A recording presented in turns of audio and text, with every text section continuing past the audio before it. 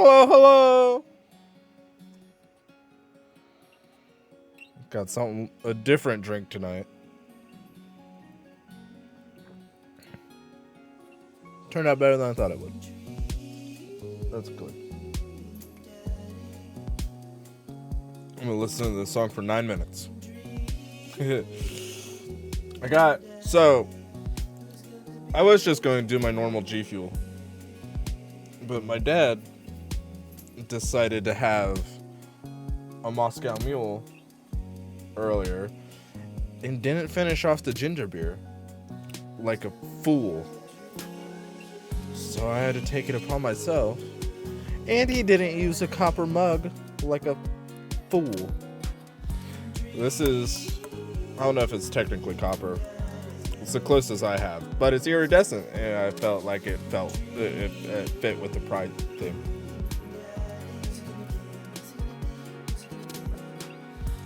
Speaking of Pride, we are still raising money for the Trevor Project.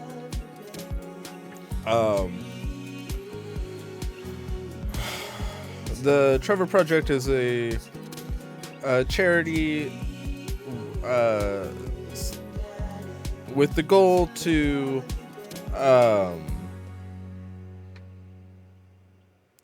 help prevent. I'm already struggling with words. Suicide amongst LGBT youth. So for Pride Month, we're raising money for them. We're currently at $40 raised of our $100 goal. And if we hit that goal, I'm gonna let it run past June if it takes that long. If we hit that goal, we're doing a giveaway. I have some Pride merch in my store, and I'll be giving that away for free after we hit 100. But with all that being said, it's time for more Dream Daddy. Who's going to be your dream?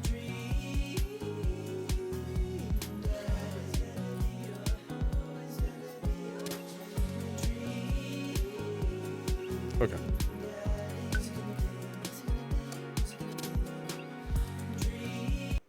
Well, dad tip number 14. Welcome. You've got dads. Oh, we got a message from Chris. Hey, buddy. So I have a favor to ask. Robert invited me over for dinner, and I know it's kind of a bro. That's kind of the voice he had. And I know it's kind of a faux pas to invite another bro, but I've known the guy for years, and I still can't get a good read on him. And I know it's going to be super awkward if I go by myself. Will you please come with me? Egg, sweat. Eggs. I love food. I especially love food that's free. And I don't know why you're so sweaty over cooking, but sure. Yeah, dude. I'm down. Thank you. Really hope that's a sweat of relief. Eat that dinner. Dad tip number 47. Don't skip the corners. Please remember to call us once in a while. Dad tip number 63. A bird in the hand is better than a bird in the eye. It's called masking tape for a reason. We looked it up. I'm still not sure what the reason. It's called masking tape because the guy who invented it, his last name was Maskin. Oh man, I don't know how I feel about social time with Robert. Still, I guess free food is free food. Yeah, dude, I'm down. Thank you. And Craig and I decided to meet up before heading over to Robert's place. Craig's waiting on my porch, bottle of white wine in hand. Ooh. Dude, chicken. Boy, am I glad to see you. Likewise, man. Classy of you to bring wine. Oh, it's not wine. It's sparkling apple cider. Robert literally has a wine cellar, so I think he's good. Wow. Or at least I think he has a wine cellar. I'm genuinely unsure if he was telling the truth or not. I can never tell with him. Thank God it's not just me. I never know. And I slept with him. He's so deadpan about everything. I usually just laugh it off, and man, that guy's an enigma. Start walking over to Robert's house. Does Robert even know how to cook? I have sincere doubts about whether he even knows how to shave properly or iron his shirts. I feel like you learn to cook after you learn those two first. Hey. I did not learn in that order.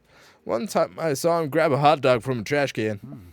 I mean, it was at the very top of the trash can, like sitting above it, but still, he were on trial. I think the jury would define that as in the trash. In his defense, I've definitely considered grabbing food from the top of the trash before. Oh. Well, yeah, I think we've all considered it, but the difference is that Robert actually did it. True. Maybe he's the enlightened one. Maybe we're holding ourselves back.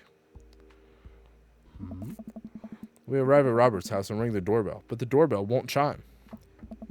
Must be broken. Craig knocks on the door a few times. Oh.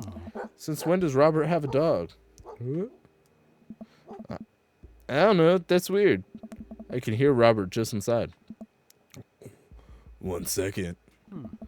This is uncharted territory, chicken. What if he's the one making barking noises and there is no dog?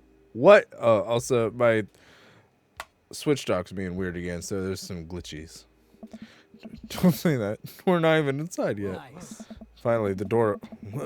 Robert opened the door. Looks pretty astounding to sees me and quickly adjusts his posture to try to hide it. This is gonna be weird, isn't it? There. Chicken, didn't know you'd be tagging along. Oh. Did Craig not tell Robert I was coming? Come on, Craig. I can leave if there's not. No, it's fine. Come on in. Wipe your feet. I'm in. We enter Robert's living room, which is a lot more inviting than I remember it being. Still a little trash. Make yourselves at home. You can still hear barking from the other room. I didn't know you have a dog, Robert. Oh, yeah. That's Betsy. Have to put her up when guests are over. She'll calm down in a bit. What kind of dog is she? Pitbull. Rescued her from a dogfighting ring a few years back. She hates strangers. If I let her out right now, I would probably have to take you both to the ER. Craig and I make eye contact. He raises an eyebrow at me. Oh. Okay. Nice. But, I gotta go finish dinner. Made osobuco. Robert leaves the room, presumably to go to the kitchen. Craig leans in and whispers, What, was the dog fighting thing real or was he kidding? I don't know. Hey. What's osobuco? I don't know. Oh. Did he make up that word? Until I have osobuco in front of me, we can only assume so. We sit in silence for a second, taking in Robert's living room. Are we about to get sawed? Nah. Usually you wake up in those situations. We voluntarily walked into this one. Although, he did look pretty shocked to see you. Maybe you being here threw off his plans? His murder plans? This is so weird. Robert finally walks into the room carrying 3 paper plates of steaming food like a waiter. Oh. Steaming food like a waiter. I don't have a dining table. Don't trust him. So we're eating here. What? Also, I don't have real people plates. I hope that's okay. Robert sets plates in front of us on the coffee table. I still can't tell what it is. Looks like meat? Maybe? Lots of a sauce. I can make out some vegetables. That might be rice, but could also be pasta. Guess there's only one way to find out. Take a bite. Dude! Oh my god. I take another bite. The medley of flavors in this dish is amazing. The meat is so tender and the risotto, I think that's what it is. It's so creamy. Oh. Robert, this is really incredible. You cooked this? Oh. There's a pregnant pause as Robert formulates a response. Like, it's weird to get a compliment from me. fished it out of the dumpster behind the restaurant. Or at least, I think it was the restaurant. Hey. Can you believe people just throw this stuff away? I almost gagged. I look over at Craig, who looks wary. Still has his mouth full. He gives Robert a thumbs up. Glad you like it. Oh. Where'd you learn how to cook like this? Worked at a restaurant in Spain for a hot sec. Is he messing with us? I decided to play it long. You lived in Spain? They called me Roberto. Or Roberto. After I dropped out of college, I went backpacking through Europe, crashing on couches, sleeping in hostels, wherever. Totally broke. Worked a couple of odd jobs wherever I could scrape together some cash. Oh. One night, I'm eating dinner at this little restaurant just outside of Madrid. I go to pay and realize I spent the last of my money on booze the night before. I'm in the middle of ditching when the manager catches me and puts me to work in the kitchen. Oh. Long story short, they ended up liking me so much they offered me a job. Why not, right? Started living with some distant relatives on my mom's side. I'm sorry. The voice hurts.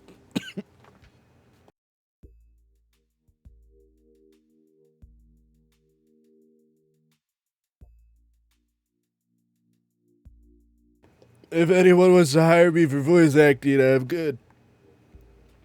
I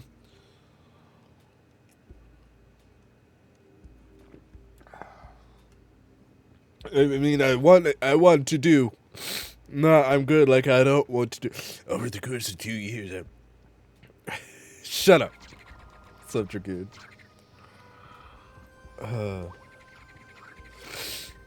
These poor creatures. I'm supposed to be hunting vampires, and I'm killing frog and toads. What the What just happened? I'll never get to What? any of your clips. What? How are you, Dragoon? I just... Over the course of 2 years, I worked my way up from busboy to sous chef. Learned a lot. Some creatures are dead. Still better off than me. I'm tearing up, dude. From the coughing, not from what you said, but... You're good. I should... I'm sorry.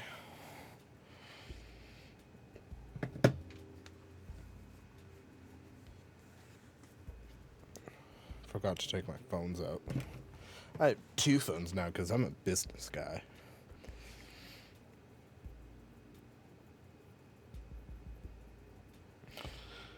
Just get like sloppy drunk and don't get sloppy drunk and texter. That's the worst possible advice I could give is get sloppy drunk and texter. Do not do that.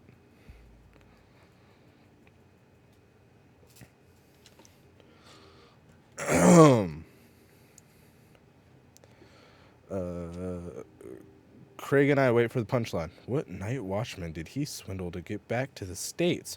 Who did he con in a game of poker in the back room of a speakeasy for safe passage in the crew quarters of a cargo ship? Anyway, I still love to cook. I don't know what's real anymore, but this food's so good I don't care. Plus, Robert's actually talking to me like we're 2 people in the same room, which I guess is nice. That's amazing. Really is. To be totally honest, I wasn't exactly expecting gourmet cooking here, especially not served on paper plates. I'm mostly okay. My children have been monsters lately, and my Switch dock is messing up.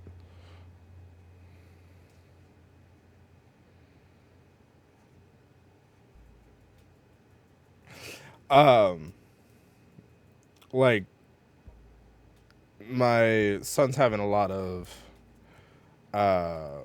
regressions with his potty training. I think that might be one of the biggest things I wasn't ready for before becoming a parent is the regressions. Like, you kind of hear about them every now and again, but the amount of all the sleep regressions, the potty training regressions, like, you get to a point where you're like, yes, we made it past that part of parenting. And then they regress, and you're like, God, damn it. All that work. Gone.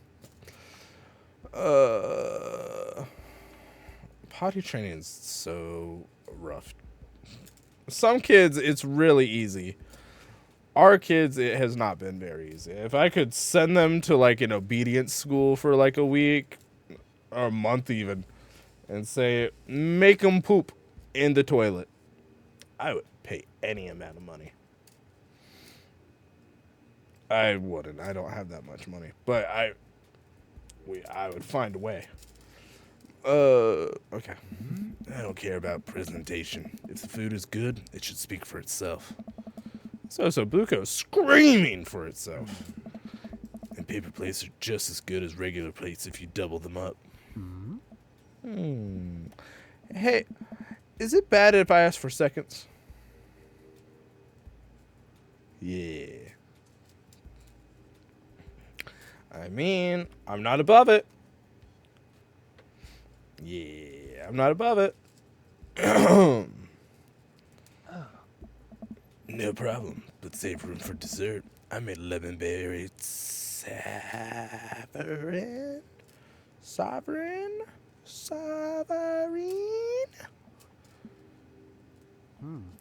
Well, aren't you just full of? I lost his voice. Craig looks over at me. Nice. Surprises! There it is. Robert winks. You bet I am. You can come over for dinner anytime. Hey, Craig. I'm gonna go get seconds. Me too. After consuming way more osobuco than my body could handle, and then really ensuring a later food coma with a generous serving of whatever it was, Craig and I decided to head out. Thanks for coming. I'm making an attempt to be more social. Oh, look, he's sweating. Something tells me he's not going to follow through on that. Man, if you'll have me, I'm here, especially if there's osobuco involved. You always have time for a beer with your buds. What about a Moscow Mule? Welcome. You've got dads. Okay, fellas. Went on a date with Craig, and Matt, and Brian, and kind of Robert, and Hugo. I don't, maybe Damien?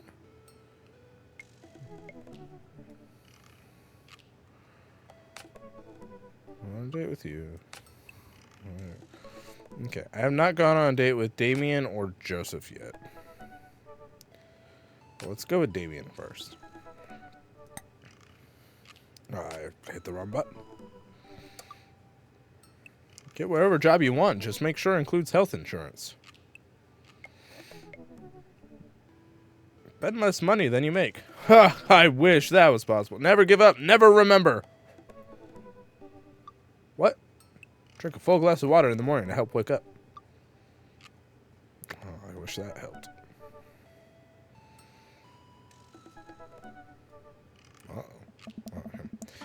Damien seemed really interesting. A little odd, but interesting. I think I should hang out with him to get to know him a little better. I navigate to Damien's dad book page and type out a message. Hey, dude, you seem cool. We should hang out sometime. I sit there for a minute before I see that Damien's typing. But then he keeps typing. And typing.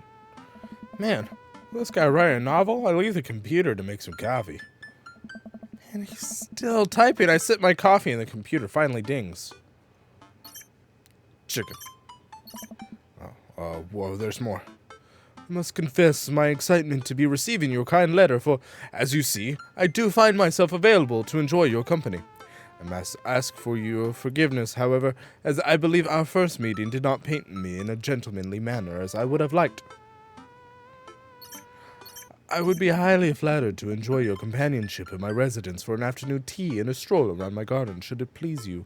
Till then, adieu, yours humbled, D. Bloodmarch.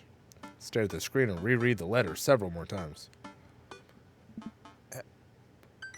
Hey, Amanda, can you help me with something? Dad, for the last time, I'm not popping your back pimples. No, no. Can you interpret this for me? Turn the computer to Amanda and she squints at Damien's message.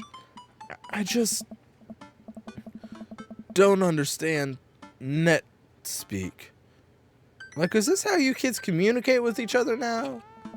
Oh, totally. This is the hot new thing. See, Dad, kids got over saying LOL and LMAO or whatever and decided that what they needed to do was bring it back to the 1800s. So what do I do? Where's your pen and quill? What? Yeah. Did you forget to unpack the pen and quill, Dad? How will we address the nobleman in regards to your upcoming debutante ball? Okay, now I know you're messing. Father, without a proper chaperone, you'll never end up with a suitor worthy of our land. Or our dowry. Or... So you read Pride and Prejudice for school one time, and now you're reciting things you know about it back to me. The things you know about it back to me, aren't you? Like the first 5 pages, then I read a review of the movie. It's still got to be though. Great. So what do I say to Damien? I got this. Anna reaches over me and types on the keyboard. Sure thing, dude. Regards, chicken. Amanda hits send and smiles at me. Well, I suppose that's that. Make the short walk over to Damien's house. Well, I guess you can't really call it a house. It's more of a manor, estate. The Gothic architecture looms above the other homes in the cul-de-sac. Walk past a couple of gargoyles guarding the front door and look around for a doorbell. There doesn't seem to be one. I pull the large, ornately carved bat's head door knocker back, and a hollow sound echoes through the house as I strike it against the door. I got a burp. I wait several moments before the door slowly creaks open. That's better. It's a little creepy. I enter the home and take a few steps into the foyer, noting the oil portraits of who I assume are dead relatives hanging on the wall. As I'm admiring them, the front door slams shut behind me. Hello? Silence. The oil lamp in the corner flickers dimly, casting ominous shadows against the wall. Why do I feel like all the people in these paintings are staring at me? Why is it so cold in here? Where's Damien? Chicken, pleasure to have you in my home. Look up and see Damien standing at the top of a majestic staircase with a walk-in candle holder. What's with the door slamming shut? Oh, sorry. There was a draft. And the door creaking open when I knocked? Oh. I accidentally left the door unlocked. And the creepy oil paintings? I like oil paintings. Right. Right. Please, let me show you around. Okay. Damien leads me around his house, showcasing his parlor, sitting room, auxiliary sitting room, and the parlor again for some reason.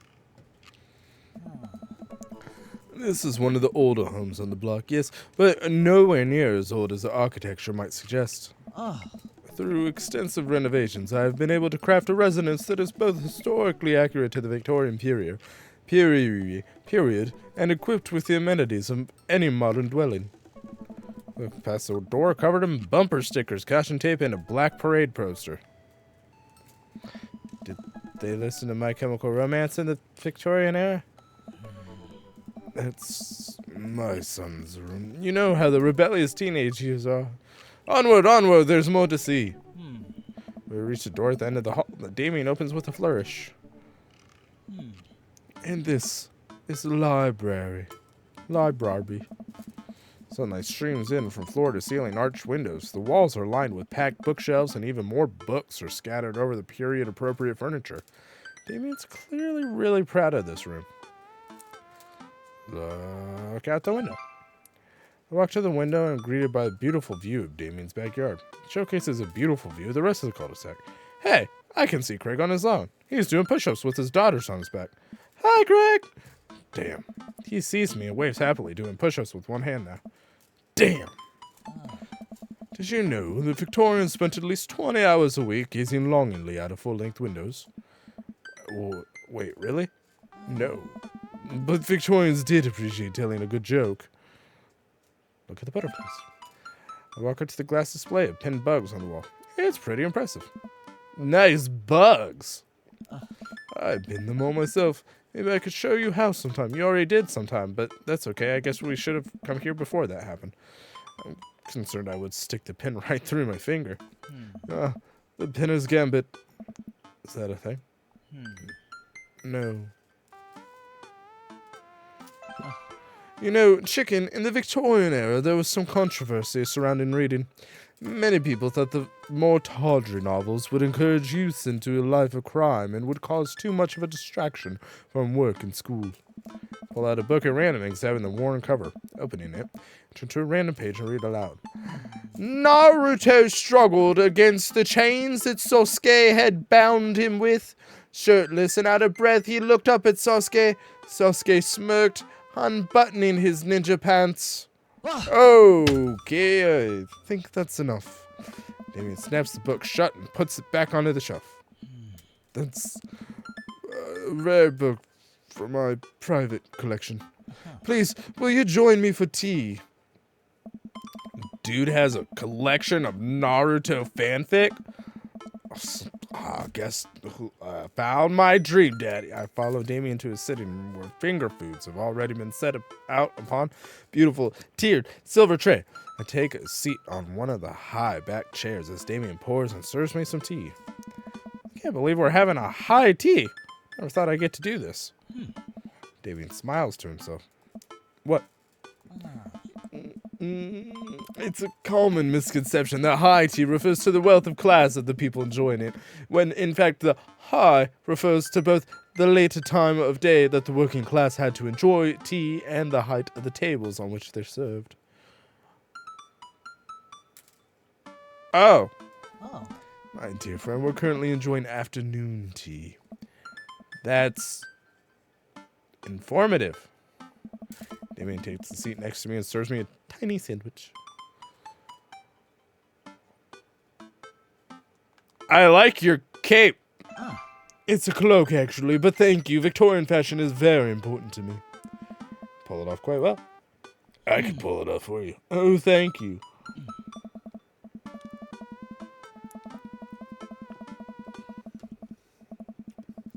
I think the ginger beer sat out a little too long. It's a little flat. Regardless of my historical leanings, it's very important to me to present myself well. It has taken a long time to come up with a style that's both true to form and representative of myself, but I'm very happy with how I dress. I do get some strange looks, yes, but it's something that brings me a great deal of joy, so I don't mind. To be able to wake up in the morning, pick from my closet a variety of cloaks, waistcoats, top hats, and even binders that are period appropriate feels amazing. Binders.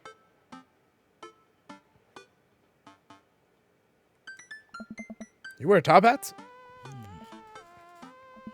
You don't. Is Damien trans? Where's my Google?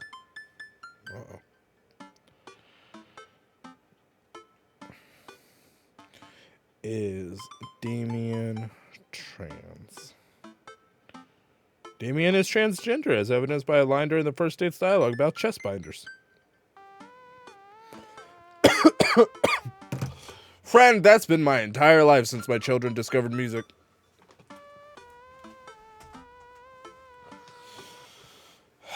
But, yeah. Willingly, yes, but also unwillingly, more so. Like, listen to Peanut Butter Jelly Time for a day. Peaches for 3 weeks. Peanut Butter Jelly Time's actually been longer than a day, but... What got you so interested in goth stuff? Oh. Well, when I was a young boy, my father... Did he take you into the city?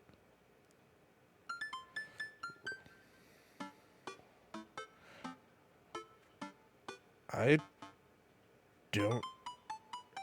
don't know if I know that song or not.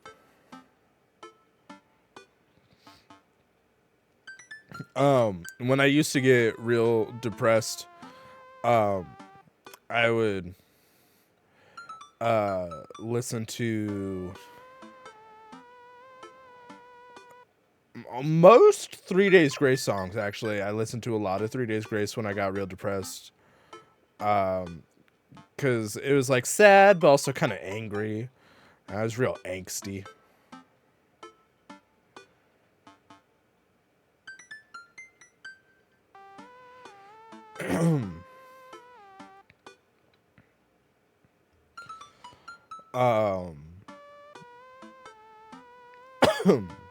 I've listened.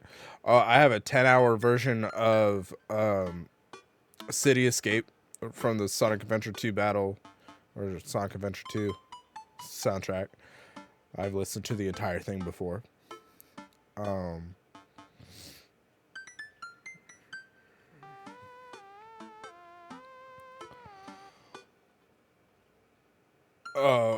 Banned. You're banned. You're out. You're out of here. Get him. Get him out of here.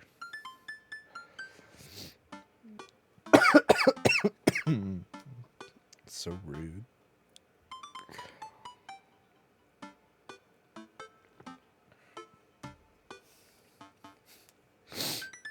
Huh. Sorry. Did you guys see a marching band? I'm afraid I don't understand. You're serious? Ah. Of course. But it's, you know, the song. Amanda made me listen to it. Seriously? I'd love to see a marching band. Nevertheless, I've always had a love for art, history, and fashion. What started off as a small hobby of collecting taxidermied animals grew into a sort of obsession. It's a privilege to be able to appreciate the lives and culture of those who came before us. I think I'm gonna cough again, I think.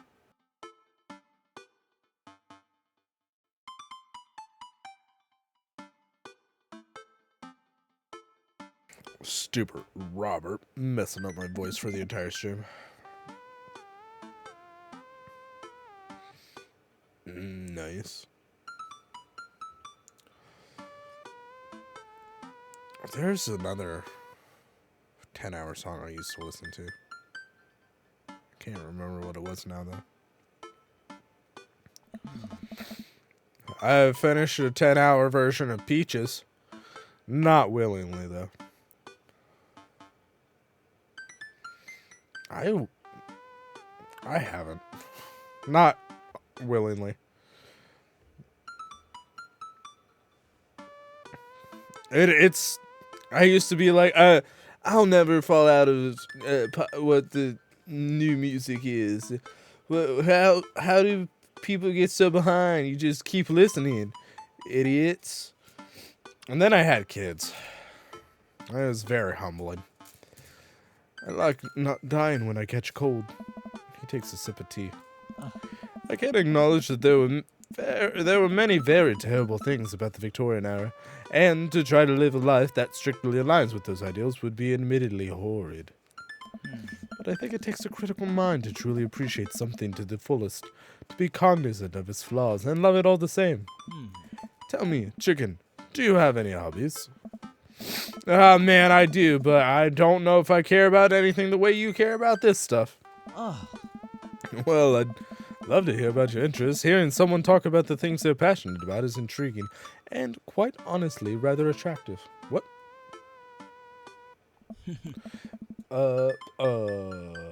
What? Wait, why is this turned off?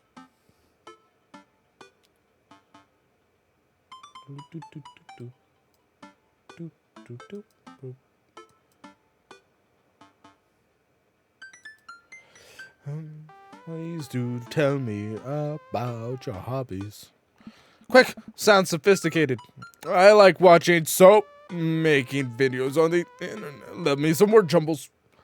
I learned how to juggle once. This one's true. he did not like that. I did learn how to juggle once. It's not stuck. I know how to juggle. It's the being able to that's not stuck. Gravity is an interesting thing, and I believe that juggling is the pinnacle of humankind's interaction with the gravitational arts. Huh. Interesting. I started out with scarves. Now I can comfortably juggle balls. Juggling pins is currently out of my purview. I also start with scarves. Damien looks at me quizzically, but shrugs it off. We finished our tea and finger sandwiches. Come, I have one more thing to show you. Ooh, pretty. Damien takes me around the back of his home, where a variety of... Where is this in the cul-de-sac? Where's the rest of civilization?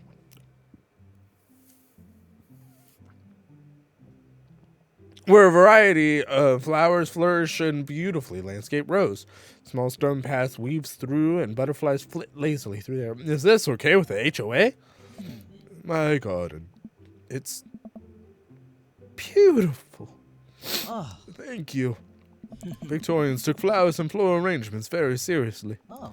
You see, it was considered uncouth to discuss personal and romantic relationships in public, so lovers and friends alike would use bouquets to send secret messages to each other.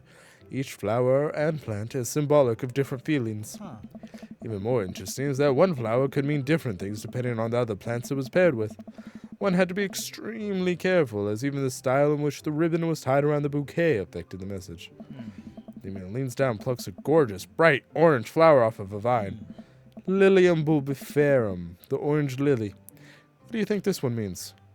My loins are ablaze. Thou art the tightest. 3 cheers for sweet revenge.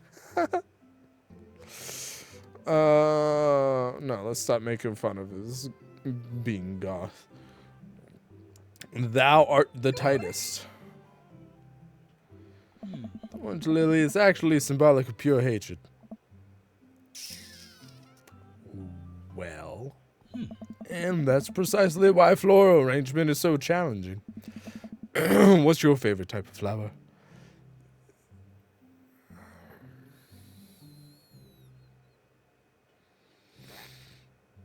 Sunflowers are the only ones that I can picture, but I'm pretty sure they have a negative connotation. They remind me of sunshine, and then you can eat the seeds as a delicious snack. What a practical choice. My stomach grumbles. Oh man, now I want sunflower seeds. Let's remember that when I put together a bouquet for you. You put together a bouquet for me? Nobody's ever given me a bouquet before. Follow Damien down the footpath and admire more of his beautiful flowers. Suddenly a phone rings.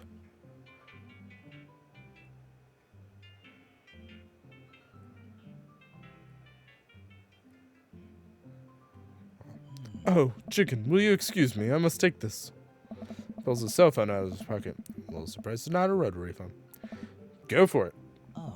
Damien smiles and walks back to the house. Take a deep breath and enjoy the heavily perfumed air. What a lovely yard.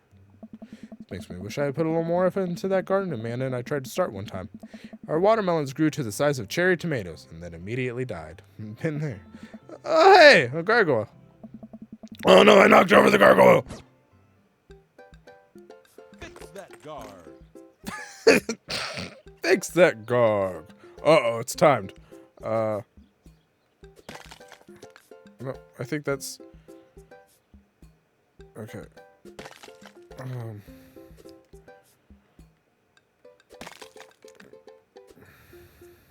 That's the head.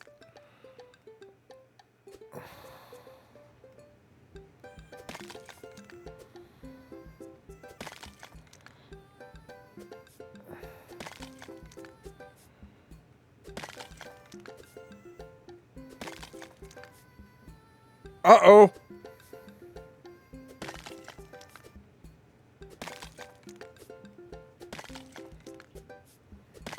Wait.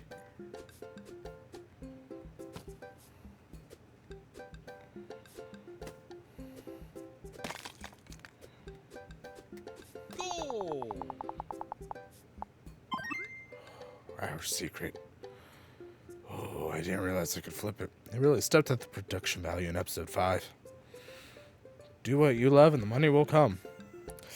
But actually, I just got a Twitch payout, so I know that was close, right? I was sweating.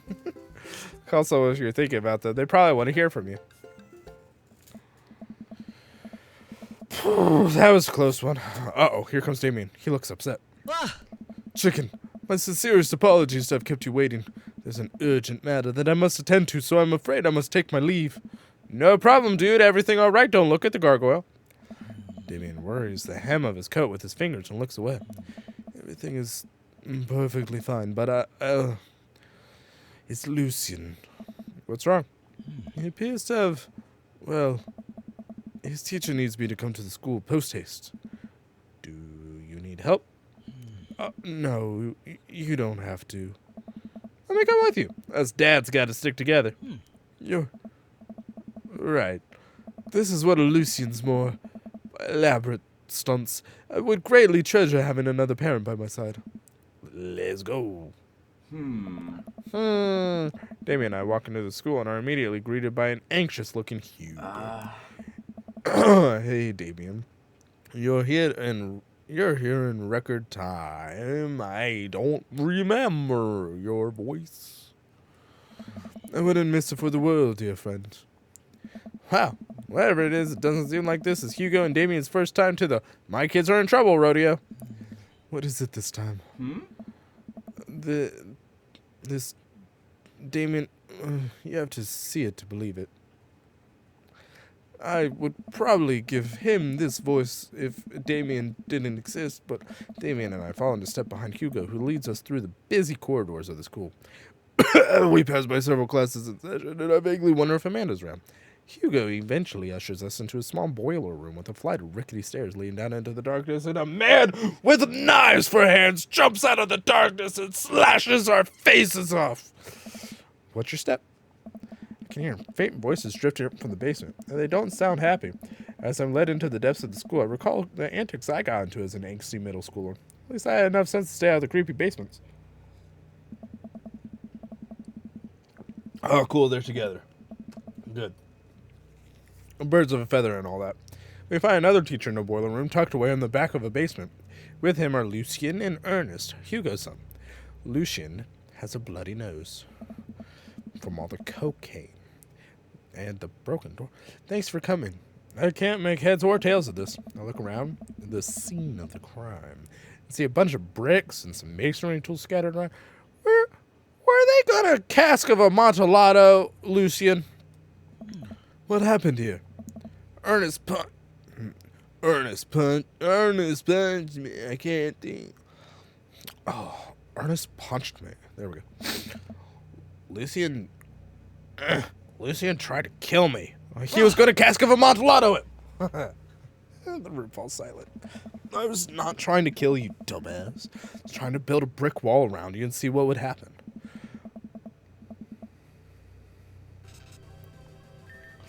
I don't know what you're talking about. Fluffy. Hi, Fluffy. How are you, Fluffy? I'm realizing I put a lot more vodka in this than I thought I did.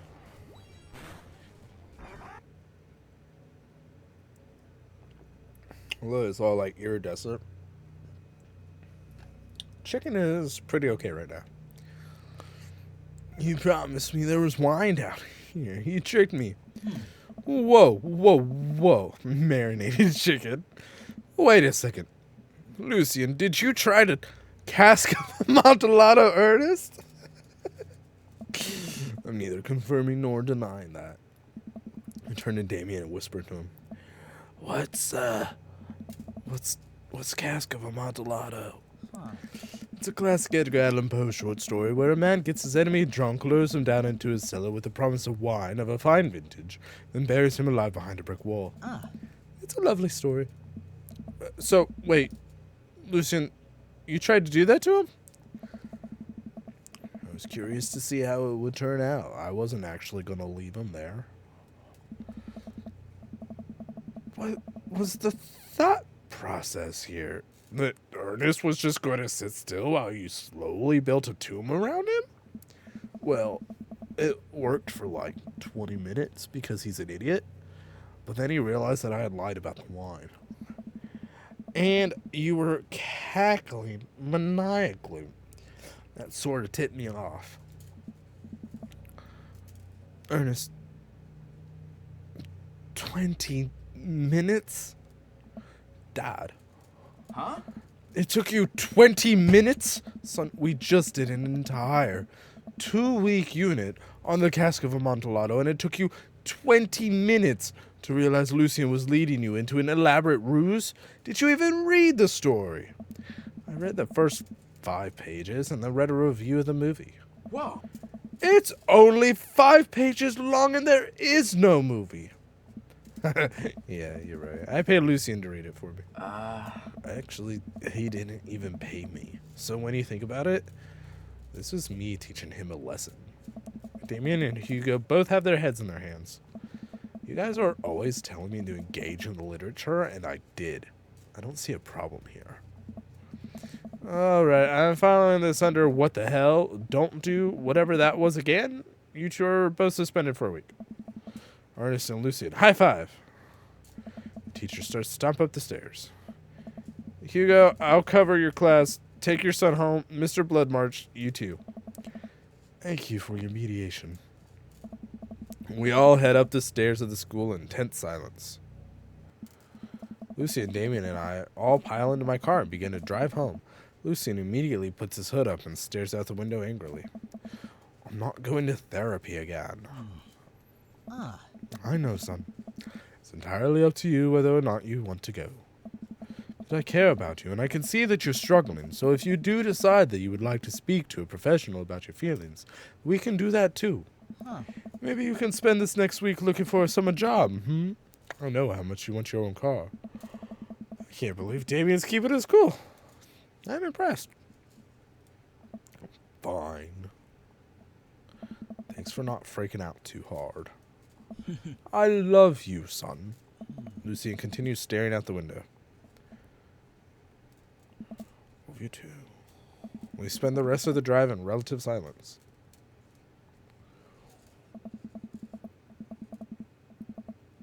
The moment we pull into the driveway, Lucian hops out of the car, slams the door, and runs inside.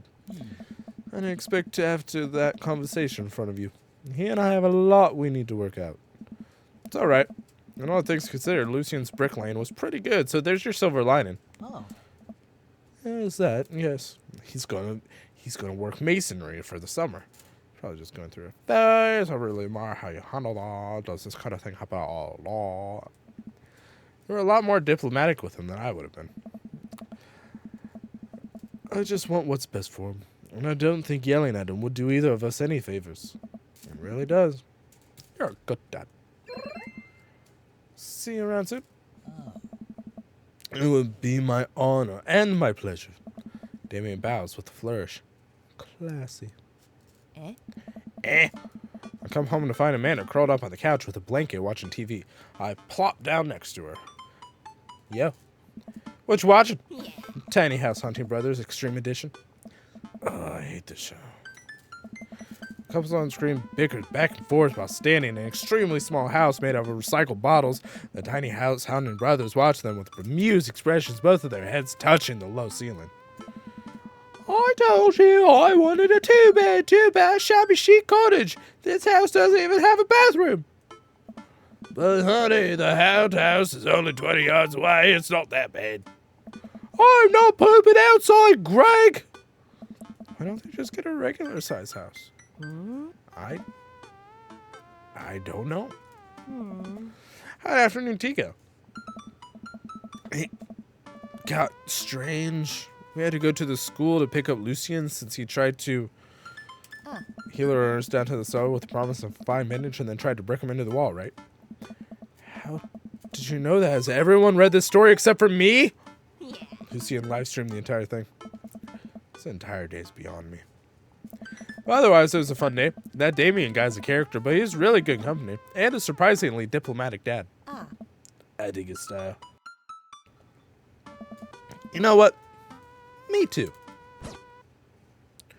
If life gives you lemons, parsley, onion, and eggs, make a really nice omelet.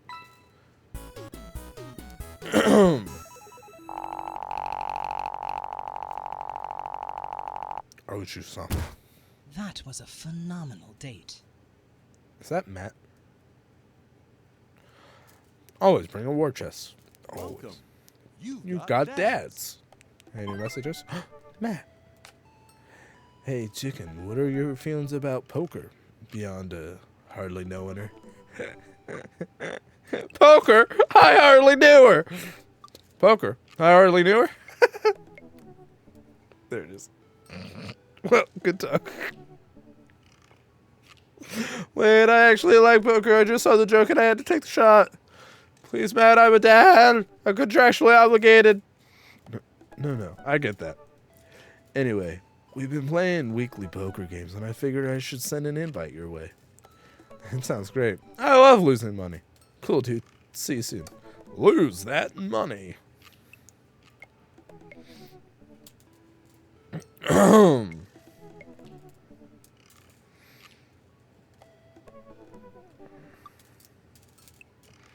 So not always the best medicine. Matt invited me to a poker night at Joseph's house. I put on my going out coat and walk over. Across the way, I spot Matt, who's walking over from his house. He's got a case of beer under his arm. Crap, I should have brought something. Oh. Hey, man. Crap, I should have brought something. No worries, man. It's your first time. Just bring a full wallet. How long have you guys been at this for? Years, buddy. Just a nice way to keep in touch with the guys. It's never really high stakes. I see your $2, and I raise you my house. We pass through the fence and close in Joseph's backyard. Craig, Brian, and Joseph hover around the patio, drinking beer and chatting. Robert sits in the corner, brooding as usual. Oh. Chicken, I'm glad you can make it. Is that his voice now? So am I. I'm psyched to take all your money. Just like old times. Craig's the resident shark. We prefer the term person who's good at poker. I'm well aware. Craig's always been suspiciously good at poker. Are you still as terrible as you were in college? Poker. Hey, I wasn't terrible. I'm not bad at poker. I'm definitely good at poker. Everyone stares at me. Okay, maybe that's a little defensive. Okay, I'm bad at poker. Nice. There's no way you're as bad as Joseph. Joseph shrugs. Oh. This is basically my tithing. I'm giving back to the community. Yeah. Plus, I'm happy to just sit here and eat old Brian's snacks. Yeah. Ah, guess who brought pigs in a blanket? Not Craig. Hey, my chia seed and granola energy balls are just as delicious. My wife makes something kind of like that, and that is delicious. No, don't say that, Dragoon. Although, I mean, with the amount of times that Jedi Jedi Survivor has crashed on my PS5, I'm not that surprised. But I don't gotta be happy about it. This part itches. My wings. Everybody laughs. Let's just go. Let's just get the game going. It was on the screen. I forgot who was talking. We all take a seat at the table and Matt starts dealing cards. The first couple rounds go by easily as I'm getting the hang of things, but it's obvious that Craig's running the show here.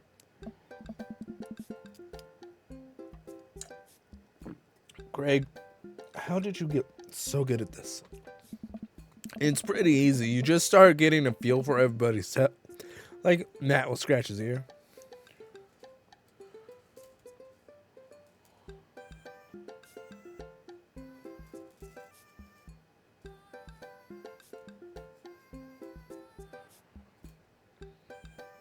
You mean turned it off? Because that's not good. Wait, did it come out? I don't know why Final Fantasy 16, the release date has been an enigma to me.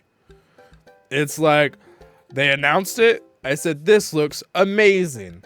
And then I'm like, I guess I'll see that in 2 years. And then someone's like, it comes out next week. And I said, what? And now I'm finding out it's out.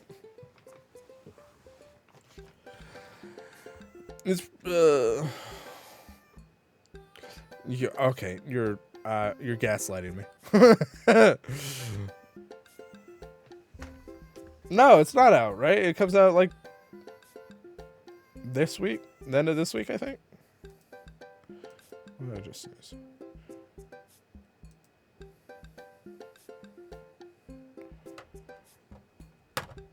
Maybe they're fibbing about their PS5 then.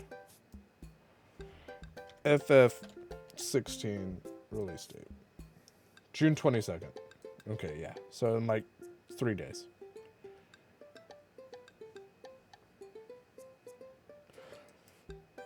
Oh, we're just saying yeah to it, turned it off. Yeah, that's Friday. Hey. Brian adjusts his pants when he's trying to lie. No, wait a second. Oh, and I think you just loudly announced to the whole room when you have a good hand. Yeah, that's me. What's Joseph's tell? Everything. Literally everything. The man's an open book. He couldn't lie if he tried. The report overheating from the demo in general.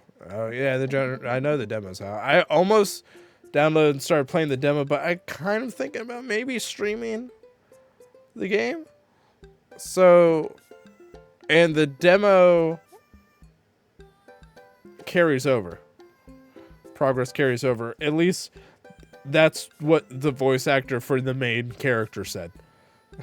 So I haven't played it yet.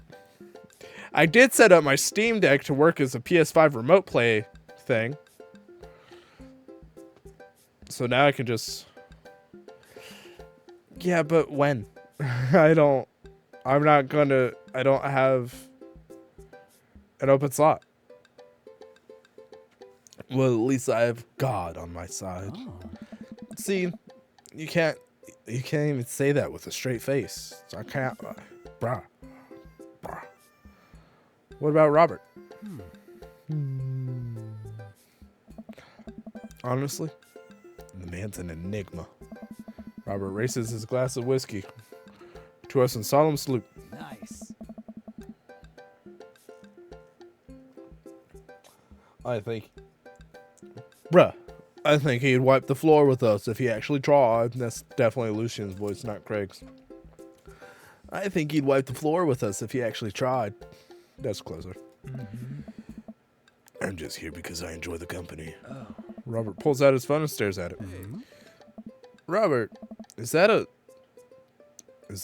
flip phone? Yeah. Whoa. What?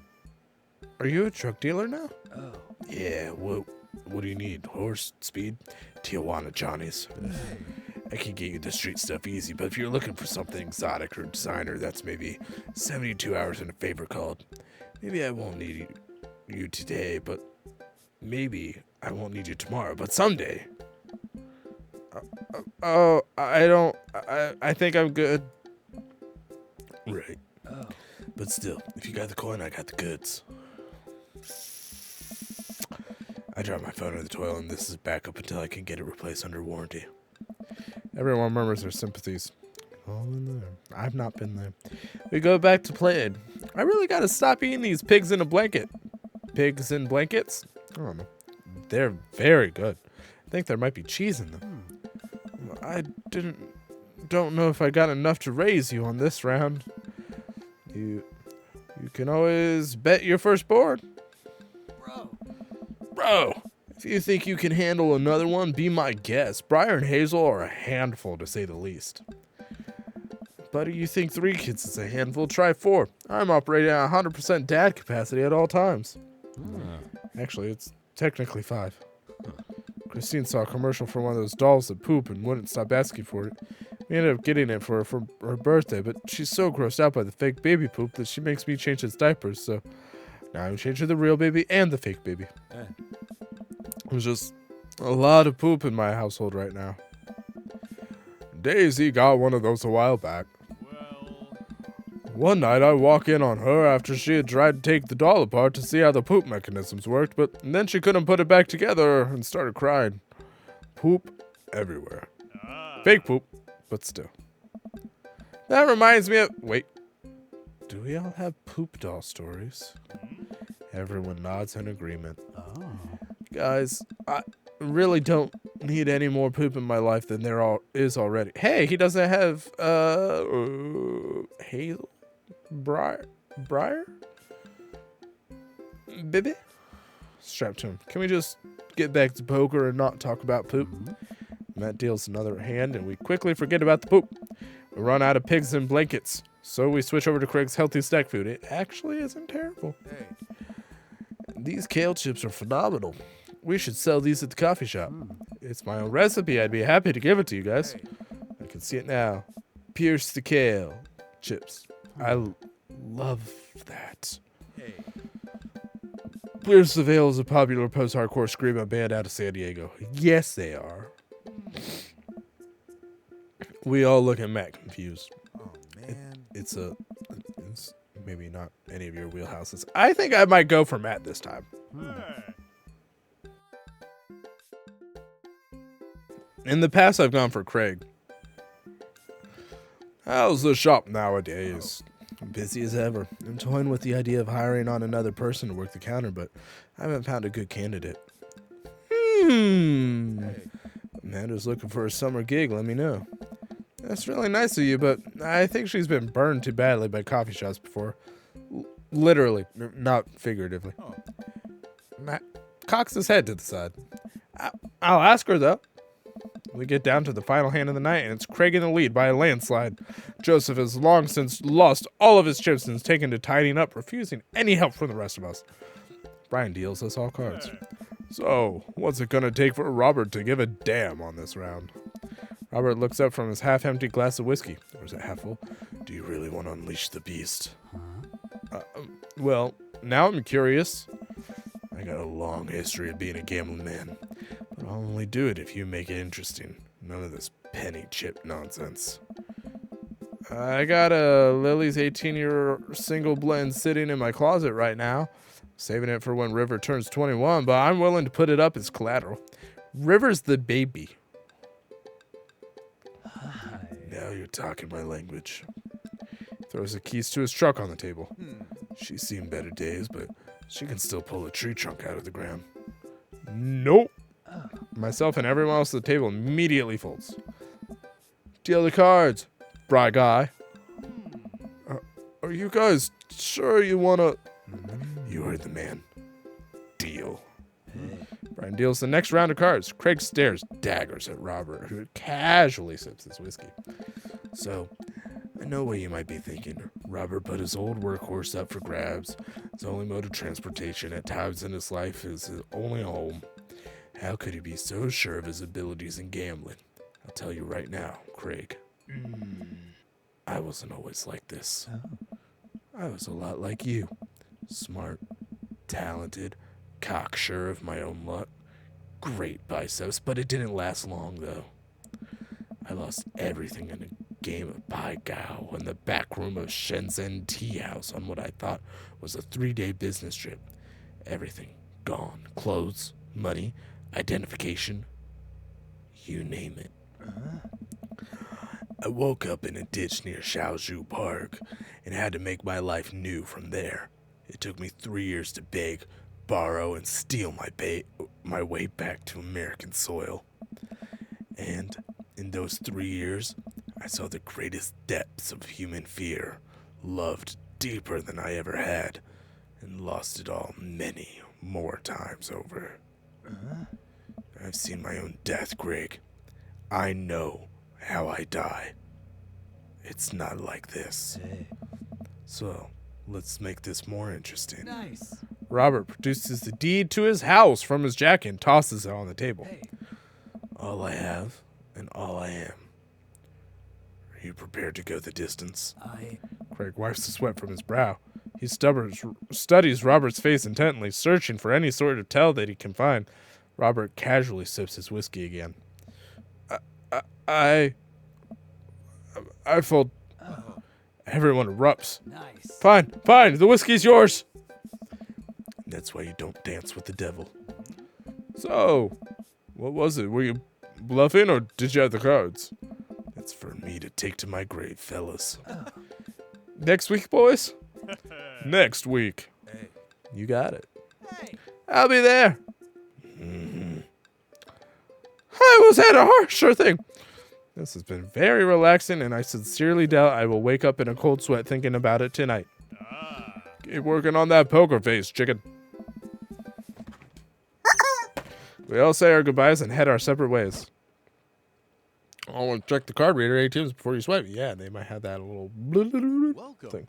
You've got dads. Okay, Joseph's the only one we haven't dated yet.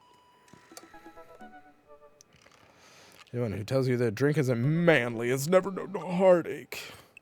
Just remember to call us once in a while.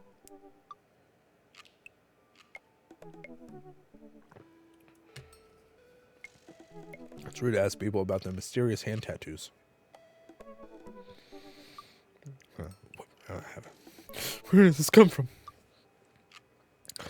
I know this city like the back of my hand. Oh, that's new. His family's a little weird, but Joseph seems cool. I should take him up on his offer to hang out. Wait. How do I hang out with a priest? I don't go to church. Should I be Jesus-y? I imagine Joseph's family is staring at me as I fumble through some sort of prayer attempt. Maybe not too Jesus-y. A light smattering of Jesus.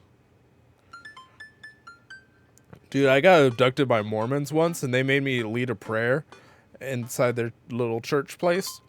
Yeah, it was rough. Got a book out of it. They just give those things away. Will he want me to pray? Is he going to pray at me? Do I have to pray at him? Talking to Joseph, huh? Ah! Amanda, how many times have I told you not to sneak up on me like that? I selectively ignore it every time you do, Pops. Amanda looks over my shoulder at the screen. Joseph can't read your mind, you know. If you want to talk, just message him. Free books, yeah. Well, the Book of Mormon, not a good book. Well, unless you're Mormon, then I guess it's the good book. But I've never been friends with a priest before. What did I talk about? My favorite Bible passages, ice cream socials, khakis?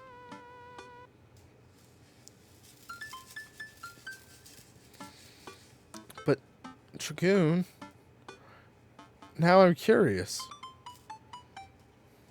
Here, I'll turn off the chat box so it doesn't record, and if it's bad, I'll delete it.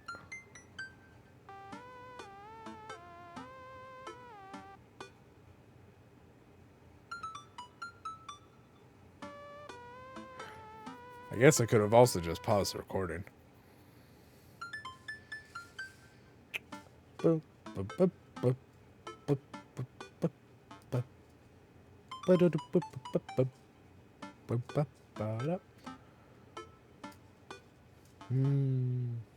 That's not too bad. I won't delete it. But it won't be saved on YouTube forever. You're safe.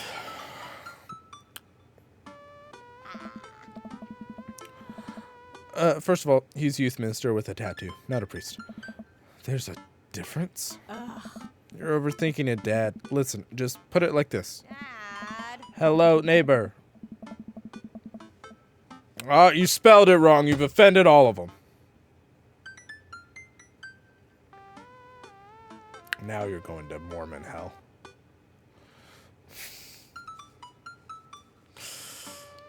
I have a weird amount of Mormon friends. They congregate around me. Hello, neighbor. Thanks again for the invite to the BBQ. I'd love to hang out soon if you're not too busy. Isn't that a little too business casual? Fine, fine. Give me the keyboard. I got this. What's British hell? Like, no tea and stale biscuits. I was trying to think. Scones! That's what I was trying to think of. Stale scones. Or, no, crumpets. That sounds way more British. Stale crumpets. Beans on toast and poured. No, they like beans on toast. That's not British hell, that's British heaven. There's a reason the Eagle Dev is the only British viewer I have.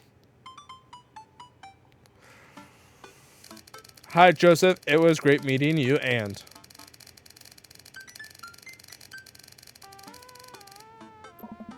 Jeez. It was great meeting you and your family. I'm still new around here, so if you'd like, I'd love to hang out and get to know you. See ya. Smiley's a nice touch. Almost immediately I receive response. That's your British hell. Your personal British hell.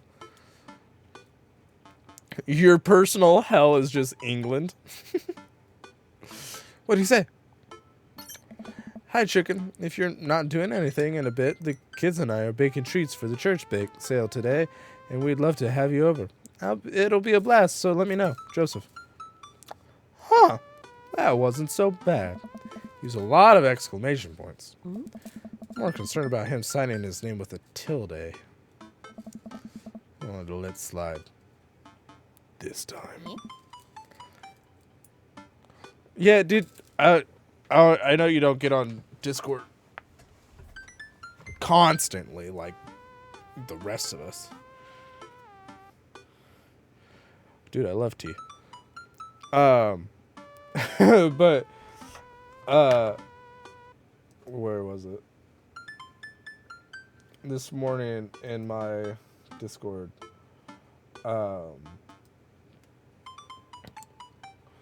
Eagle Dev said he almost just passed out of hunger and made a cheeseburger to save his life. And he said he's going to make a super fancy one for dinner later. And they said, well, super tasty. Not fancy as in it's been turned into a smoothie and poured on an expensive plate. And I'm like, what kind of fancy food have you been eating?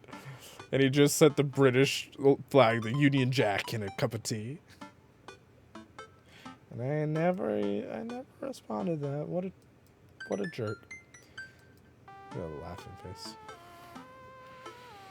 I respond back. Sounds like fun. Tilde, chicken. Great. Come on by the house as soon as you're ready. We'll be here. Well, guess I'm doing this. Straight up made fun of him with the signature. Oh well. Save a brownie for me. Promise you won't sneak up on me anymore. Amanda stares at me, unblinking. I don't make promises I can't keep. Real to a fault, Pops.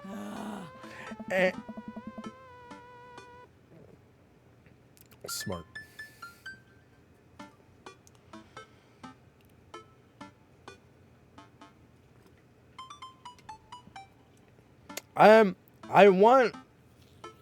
See, what I need is someone who just talks constantly to join my Discord and just keep the conversation going for me. Kind of like a bot, but like a real person. Because I want it to be like an active community. But I'm bad at talking, so it's not good. It's not very conducive to that. But I try to at least message on there once a day. And but Dad, please don't be weird about the religion thing. Me, we're never. Make the short walk over to Joseph's place. Don't be weird, chicken. But what if they hang up a bunch of crosses or collect those little porcelain babies? What's up with the babies? What if they're all praying? Do they pray before dinner? During dinner over the porcelain babies? You know what I'm talking about. There's a place in Michigan. It's like a year-round Christmas place, and they have like one of the world's largest collection of those babies, and it's a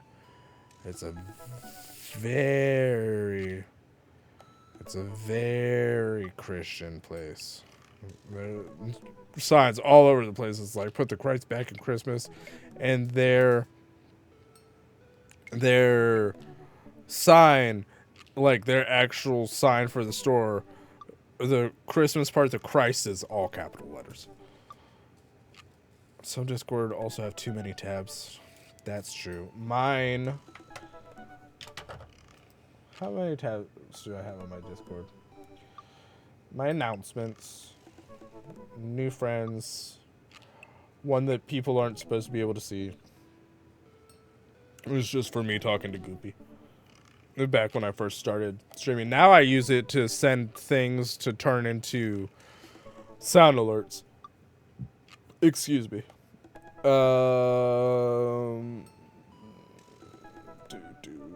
General gaming, self-promotion, games stream, pics, memes, general media, venting, pointless debates, music, shoutouts, giveaways, clips, trivia. What was that? 5, 10, 15, like 21 text channels. But I've seen way more. I've seen way more. What I need to do is organize them better, but I don't know how to organize. It's probably not hard. I just haven't tried. The door begins to creak open, a shadowy figure obscured on the other side. Ooh, you ring. That was my lurch. Who's there? Chicken. The door opens the rest of the way. It's Joseph's eldest. Oh, I missed the rest of the words. Hey. Hey.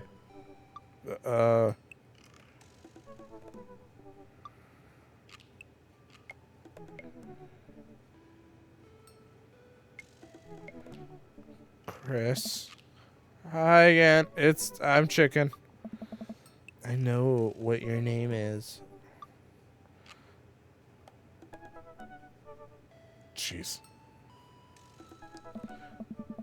Yeah, we met at the barbecue. How's the, Jesus. Please don't say it. Jesus. Fuck. I don't remember giving them permission to use my likeness in this game.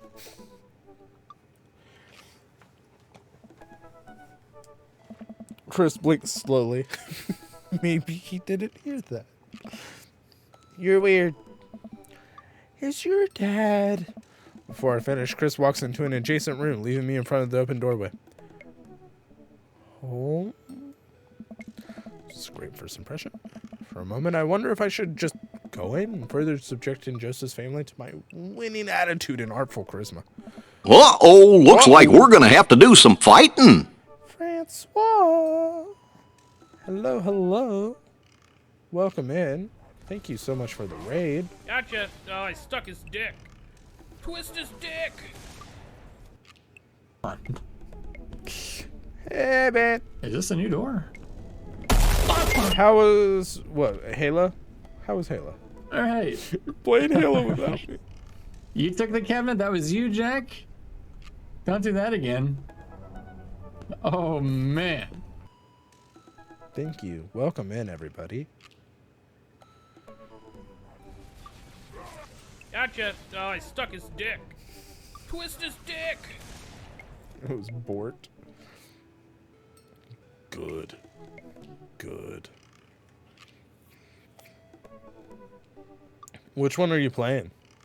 If you're doing the Master Chief Collection, which one are you playing? Or are you playing through all of them? Like,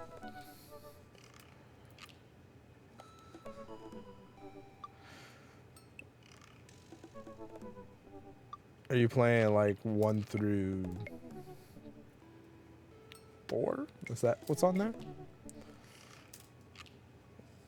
I think it's 1, 2, 3 ODST, and then is Reach on there?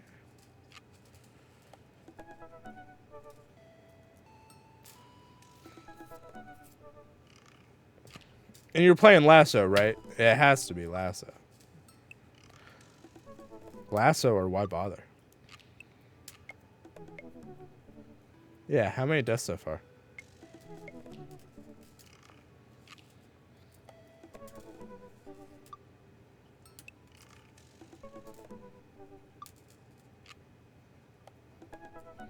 My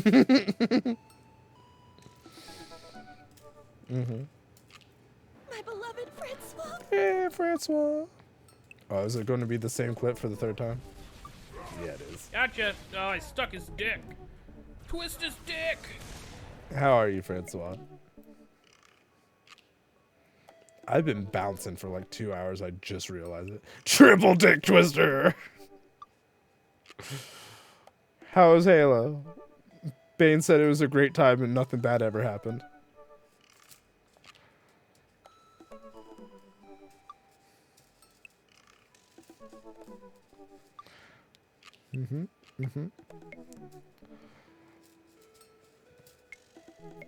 And you're playing Lasso, right?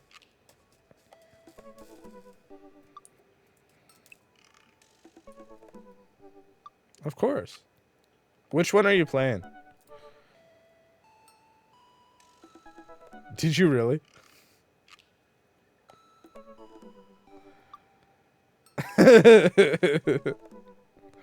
Minecraft Lasso? And I missed out? Bunch of bitches.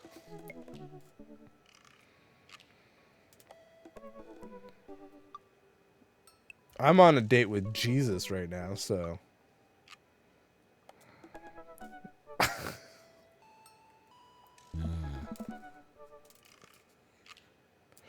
Chicken, you made it. But which game are you playing? Is it 1, 2, 3, ODST, Reach, 5? I don't think 5's on Master Chief Collection. Tremendous vehicle. Just manifested it.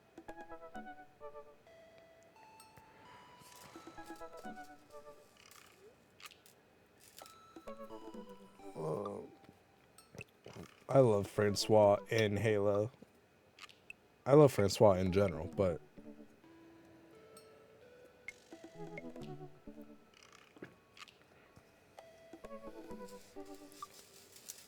Joseph approaches with his arms wide. So glad you can come by. Are you ready to bake? Wait, get baked. I am not. I am as ready as I'll ever be. Halo Francois is a solid Francois. Top 10 Francois, to be sure. That's the kind of semi-confidence I like to see in a baking assistant. Come on in. Oh. The cursed Halo mod? What does that entail?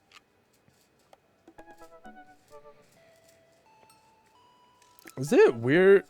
I just noticed that me bouncing in the face cam, the webcam.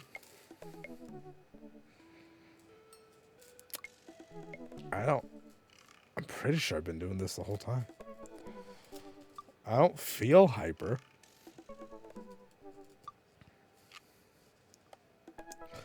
Oh, what's the little dance? I like the little dancing chicken. Is that Iron Man Duck?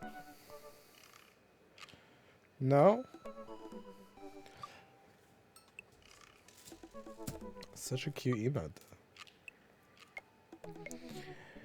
Bane, how many duck-related streamers are you subscribed to? Joseph leads me into a bright, spacious home full of nautical knickknacks. This isn't what I imagined at all. It's actually pretty charming. Hey. I believe you met Chris, who left you outside. Yeah. Chris, Oh. are you going to apologize? Oh, right. Sorry. I try to make eye contact with Chris, but he keeps looking away. He must be really shy. It's all right. Next time, just be a little more inviting to our guests, okay? Sure. Chris seems to relish the chance to escape the conversation and quickly vanishes into his room. Joseph turns to me apologetically. Yeah. Don't take it personally. Chris likes to keep to himself. I mean, we didn't start off on the best foot in the world. Plus, You know, some big family can't be easy. Oh. We try to cut him a little slack where we can. Ah, and here are the twins, Christian, Christy. Say hello to Chicken. Hello, Father. Hello, Chicken. Ah. Kids, come on, dial it back on the creepy twin shtick. Creepy twin shtick. Egg them on. Can you two say, "Come play with us, Danny"? Oh no!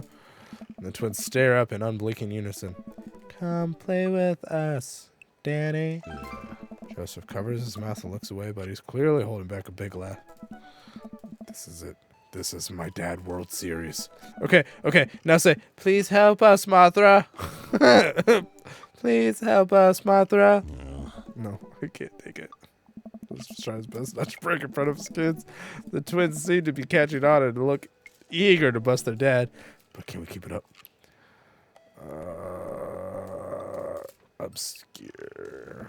Now say, he who walks behind the rose. The twins tilt their heads in confusion. Uh-oh. He who walks. He who Oh. behind some rose. The room is silent besides Joseph absolutely losing his mind. That last flub really sealed it. Children of the Corn? Really? That not mainstream? I'm off my own game. Something fierce today. Great job, guys. We're scary. I was very scared. Joseph can't take it anymore.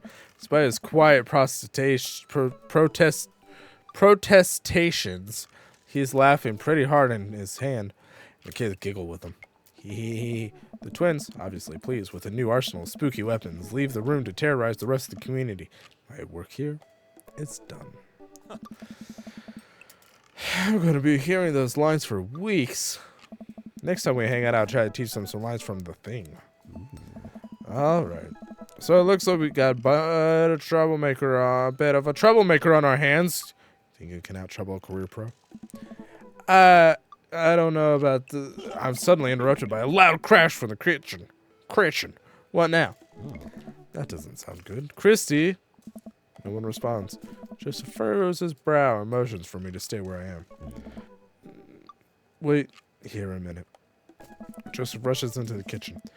I remember this with Amanda. Half of fatherhood is trying to keep your kids from finding creative ways to kill themselves, and he's got 4. Talk about worry. Take a seat on his surprisingly pristine couch and twiddle my thumbs. I don't think I put that much vodka in my drink. It doesn't taste like I did. Examine bookshelf. It's a pretty sturdy wooden bookshelf. It looks handmade. Did Joseph build this? It's a big stack of what looks like travel magazines. Hyenas of the Serengeti, underwater mysteries of the Antarctic, and on and on. Hyenas of the Antarctic, underwater mysteries of the Serengeti. It seems like Joseph really loves a good adventure. Unless this is a Mary thing, who knows? Next to them are a couple of different Bibles. Looks like he's covering all the Bible bases. King James, New American Standard, the Bible for Teens. He's a cool youth minister, after all. On a higher shelf, there are a bunch of old romance novels. Judging by the wine stains, these must be Mary's. The newest one looks like Hot Body Johnson, Sex Detective. The 8th installment. And wait, this is a series? Call me examine coffee table. There's a couple cool knickknacks on the coffee table in front of me. Hey, a cross. Oh, it's Jenga. Hey, another one cross. This one looks a little different. And third cross. Unified design aesthetic. Smart choice. There's also a brass heartburn thing here. It looks like acid reflux. That's what it's called. Something a sailor would use to navigate with. A sextant. I think they're called sextants. Oh, there it is. Sex. Oh, you have this many kids and things are bound to end up on the floor no matter how hard you try to keep it clean. I have 2 in the houses. It looks awful. Just awful. Awful. It's about a terrifying cloth doll that appears to have had both arms pulled off several times and stitched back together a lot. The tag says C+C. Yeah, of course. Set that down, spot a houseplant. Hey, little guy. Keep being you, tiny houseplant. Spot one last thing on the floor next to the houseplant. It's a silver necklace. Wow, this looks expensive for something casually tossed on the floor. There's a story here. It's none of my business. It's been a while. I guess I should go to the kitchen and see what's up. No, you should stay put, you idiot. I walk in the kitchen to find Joseph holding Christy in one arm. She seems a lot calmer than she was a minute ago. I don't know, she seemed pretty calm when she was talking to us.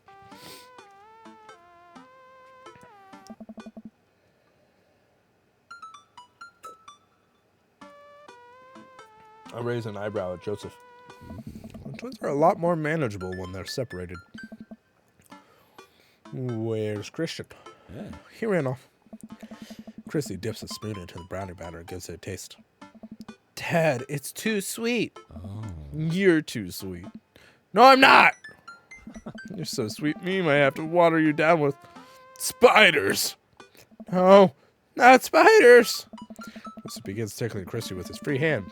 Between the laughing and squirming, I don't know how he's got a hold of her. That girl is locked in place. The man's a professional child wrangler.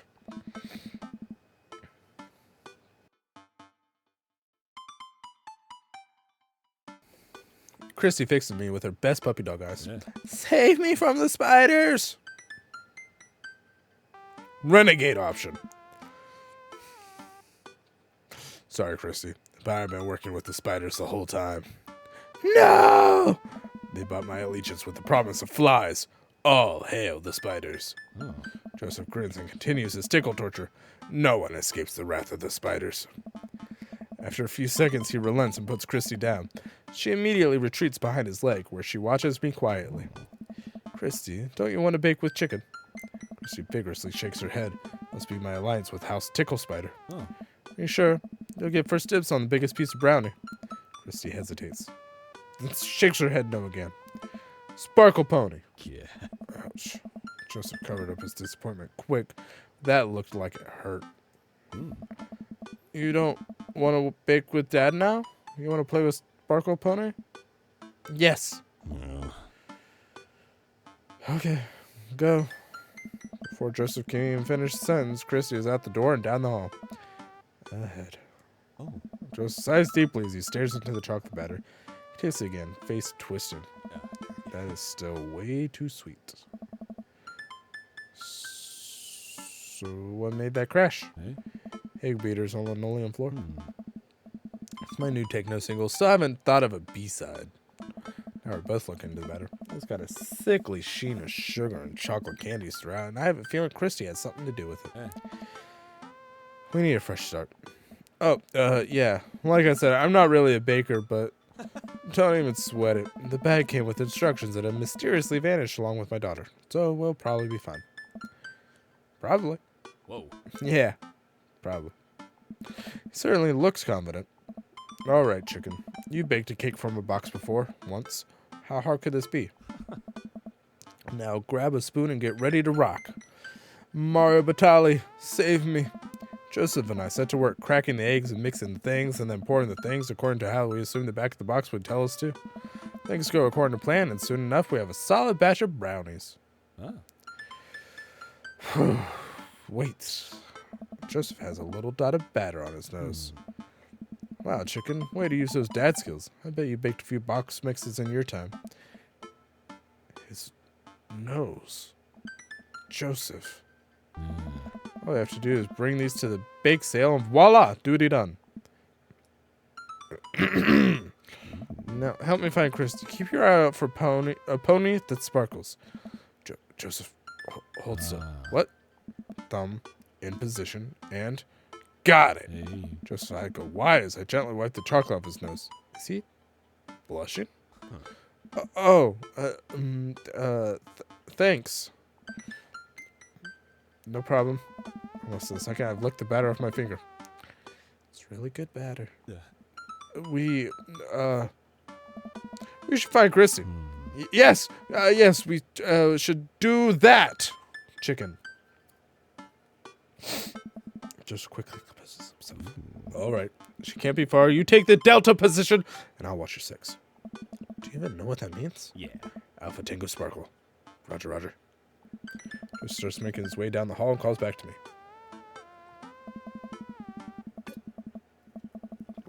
Take the brownies and the rest of the stuff that I baked earlier today while I get Christy. We'll meet you out by the car. Hey.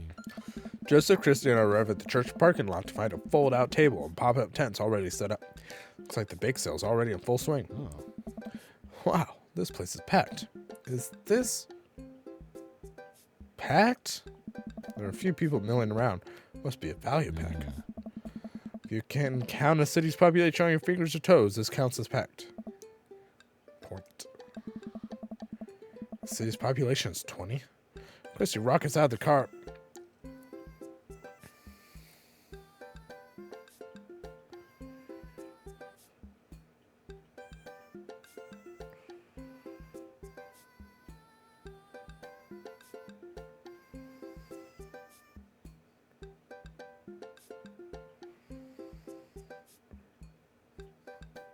That's my character and all the characters in the game is 20. I want to sell brownies. Okay, let's get set up. I want to see Mom. Oh. She's down by the other row of tables helping out with another group. Want to go over there and tell her I said hi? Mom! Chrissy zips off immediately. Joseph seems unconcerned. She always run that fast? Yeah, and I can only catch her half the time. These knees aren't what they used to be. That's from all that praying. I remember when Amanda was her age. I couldn't get her to sit still for 5 seconds. Nope. Rage to deal with. Hey. While Christy's gone, Joseph and I arrange all our baked goods on this table and settle in. So, are we allowed to eat any of our own goods? Look, if I don't see nothing, I don't say nothing. The man upstairs has strong feelings about snitches. Does he actually? Yeah. Joseph Shorts. He eats a brownie. Like some of the other stalls are selling drinks, little handmade crafts, and other sweets. Whoa, someone brought a soft serve ice cream machine. I gesture to it. How are we supposed to compete with that? Please. This isn't my first time to the rodeo. Bake sale. Rodeo. Actually, no rodeo here. It's just a bake sale. I think you and I put together can make one pretty convincing argument for these brownies, don't you?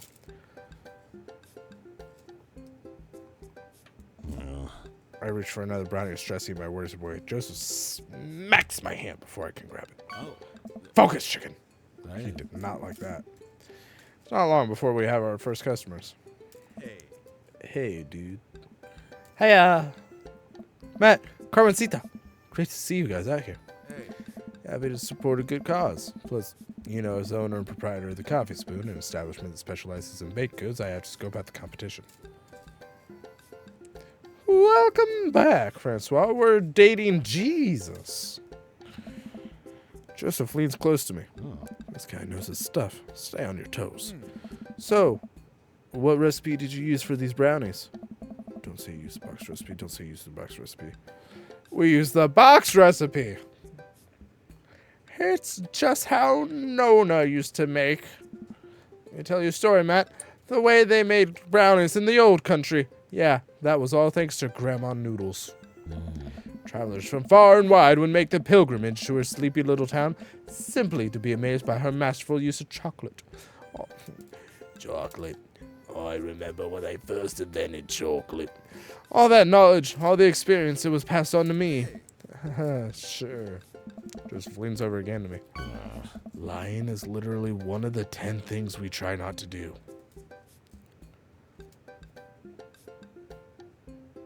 Okay, Joseph, I don't think we're going to work out, buddy boy. All right. We'll take 2. Actually, we'll take 3. I ring him up and high five Joseph as our happy customers walk away. Oh. See? Not so hard. Yeah, I'm hot off the good feelings from the last sale. Who's next? We sell brownies to a bunch of people I don't recognize, but who clearly know Joseph. Eventually, another familiar face pops up. Chicken. It's Brian. Close enough. Can we interest you two in any of our fine sweets and treats? You sure can. I bet I could eat 10 brownies. Must resist urge to be competitive. Let the man buy his brownies. So we'll put you down for 10? Better make it just 2. One for me and one for Daisy. Can we write up? You excited for youth group movie night, Daisy? Yeah, what's the movie? It's a surprise. Tristan leans over to me. It's the Fast and the Furious. Really? Yeah. You think about it, there's some heavy religious undertones. I believe that. Joseph hands a baggie to Daisy. I made sure to give you guys the edges. Clearly the superior part of the brownie topography. Thanks, Joseph. Our 2 customers walk off with their purchases. Joseph and I survey our stock. These are selling pretty hot. At this rate, we'll have enough money to pay for a new paint job on the church pews in no time. Wait! What happened to the pews? Ernest spray painted his wrapper alias onto them. Young Steinbeck.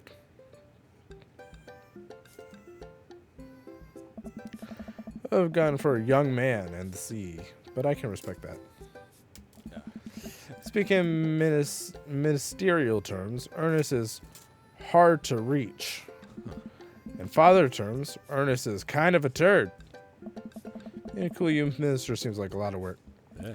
It is. But it's worth it. Although, sometimes I wish... Never mind. What? You could run away with a young, rugged, handsome dad like yourself and start life anew without your alcoholic wife? That's all. Those are the only adjectives I'm going to use. It's kind of silly, but... Do you ever wish you could just drop everything, go lounge around on a beach somewhere in the tropics, drink fruity blended beverages, fall asleep on a hammock? You know, basically live out Jimmy Buffett songs. Every goddamn day, Joseph. Joseph. Think about this every single day of my life. I did not give them permission to use me in the game. I like my royalty check. That's all I'm saying. My dream is to live in Margaritaville.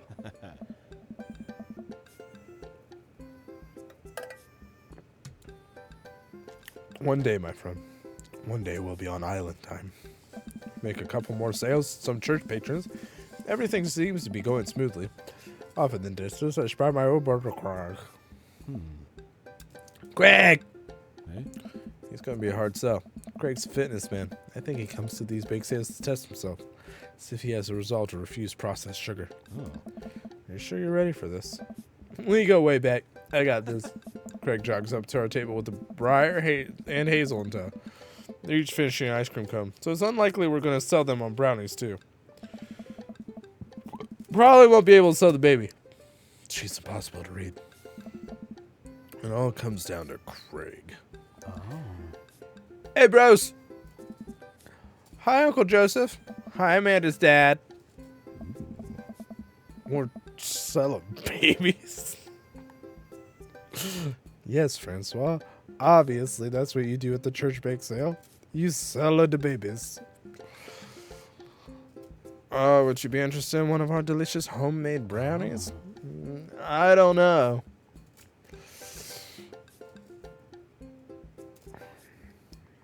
Damn, Tim. Hey, Craig. When we were freshmen, remember how our next door neighbors pranked us by switching out our laundry detergent with dish soap and how the washing machine exploded with suds? You wouldn't be the roses. Look, Francois, you're not wrong, but we already made fun of Mormons on stream. We gotta cut it back before I am smoked. The Twitch gods. You know, God is on here. He subscribed to Crystal one time.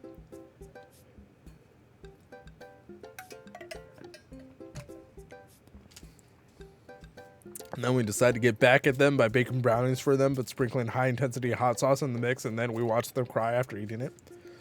Hey. It's okay. I'm in the basement. I'll never hear it. I would feel bad, but we had to clean up the laundry room ourselves. Anyway, these brownies are like that, but without the hot sauce. Maybe you should get one more for old time's sake. I don't know. Craig thinks for a second. Oh. Well, the girls just won a game. You know what? We'll take one for each of us. Oh. Even River? Oh. I'll eaters. Oh. You've got yourself a deal. Whoa, eggplants everywhere. The day winds down. I almost said winds down, and we're pretty much out of items to sell. Everyone starts packing up. Christy eventually comes back and immediately falls asleep in Joseph's folding chair. What a bitch. Box mix, huh? Give it a rest, buddy. Oh, what this bitch? Mary saunters up to us. She looks like she'd rather be anywhere else than here. Oh. Hi, honey. Yep, they're selling like hotcakes, which is... Actually, they're just brownie. I am leaning towards Matt, I think. The coffee shop guy. Cute. And boring. And safe. Hey, Mary. Mary's eyes dart over to me. What's the rookie doing here?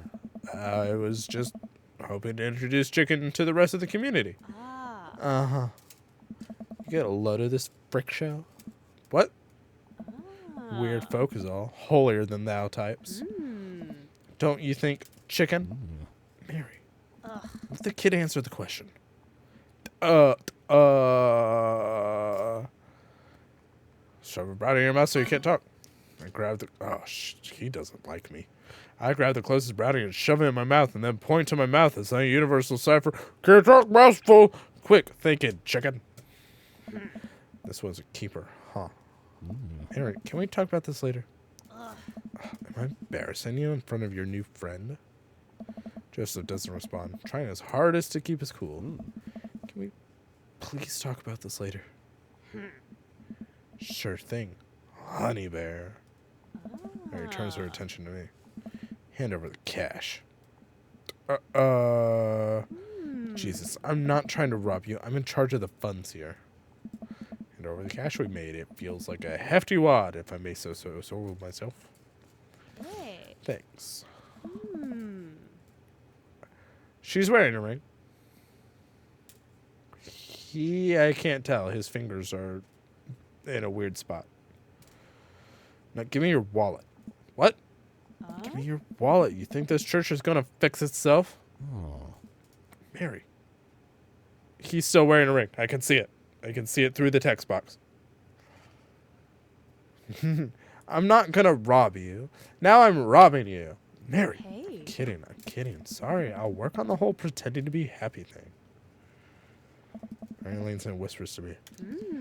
He's really good at it. Mary walks off without saying goodbye. Yeesh. So that's your wife. I'm not really sorry about that. Oh, I'm really sorry about that. Are you okay? She really likes pushing your buttons, huh? No, marriage is perfect. You ready to head out? Just smile. Load the folding table back into the car. Christy nods off the moment Joseph straps her into the car seat. What did you guys do with your other 3 children? I dropped Joseph off in front of his house. Small yawn sneaks out of me. Looks like I tuckered you out, huh? I'm a sleepy dad. I think I might finally be crashing from all that sugar. I won't keep you up then. Thanks for helping out today. Happy to do it. Also happy to eat brownies. Well, next time I promise we'll do something a bit more exciting and a bit less free labor. Thank you. Charity. Thank you, Francois. For a $5 donation. Guys, we're almost halfway to our goal. Yeah. Cole thought it was really funny. I think it was my first Dream Daddy stream when I was just like, charity. So now that's in there.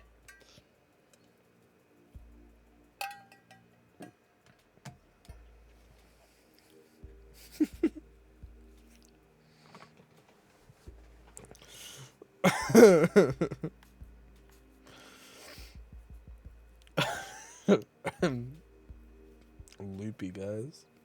I didn't realize how much vodka I put in there. Yeah, what is Cursed Halo? I asked Bane and all he did was send me an emote of a duck. So, or do I just have to wait for the VOD? Is that what he's telling me? Oh, I'm very sorry about the whole thing with Mary. You shouldn't have had to see that. It's fine, really. Yeah. I know. But first hangout domestic problems aren't a good look. You barely know me. Yeah. Oh, Francois, you missed it. I went on a date with Damien, and I found... Oh, hell yeah. I found Naruto erotica in his library, and it was a good time. Let me make it up to you next time. It won't be Margaritaville, but we'll do something fun, promise. My mom is not from the South. She was born and raised in Ohio, has lived here her entire life. Has a little bit of a Southern accent. Little bit. Mostly is like a normal Ohio accent. But I was talking to her today, and for some reason it was a really thick Southern accent. I told her she's been listening to too much country music, and she's like, why? I'm like, you added like 3 syllables to the word talk. Instead of talk, she said talk. I'm like, what? Why? And she's like, would you stop making fun of the way I talk? And I'm like, she's like, you're so mean. Anywho, I smile. I'd like that. Yeah. No, roast her harder every fucking day, dude. Duet. I do duet. Oh, and one last thing. Joseph tosses a cling rat brownie through the window. It hits me in the face, but I'm able to catch it. It's the last one. You earned it. Joseph, please, don't leave me alone with this brownie. No, too late. I'm already walking away. But, bye. Joseph walks up to his home. He waves at me before carrying Christy inside. Well, looks like it's just you and me, brownie. Eats the brownie. I force the brownie down my gut. Oh. I should have saved it for Amanda, like I said I was going to. Worst dad ever. He just swallows it. Unhinges his jaw like a snake. I step inside and find Amanda doing homework on the couch. Hey, father unit. Hi, child that I'm required by law to care for. How's homework? It's really fun and educational. Really? How long have you known me for? Right. How was the bake sale? Good. I think I really could have made a good life for myself as a brownie salesman. Glad to hear it. So, where's my brownie? So what? Were there any extra brownies, or did you maybe sneak one, or... Sorry, kiddo. No dice. Feel immediate shame for yeah, I already felt immediate shame. Score from the last brownie. Actually, I don't know if it's shame or just nausea from all the brownie, but it could be both. Oh, that's okay. Hey, if you're not going to bed anytime soon, would you be game for some real shark hunters of Orange County? I thought the last hunter got eaten by a shark. He did. Sit down next to her, cozy up with a blanket. Awesome. Lifting weights, use proper form and a full range of motion.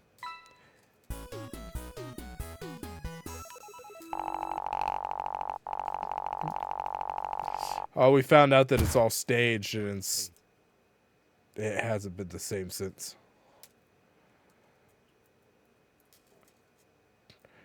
Don't use metal utensils on this. You've got dads. F indeed. Oh boy, what did they want? Hey, are you up to anything tonight?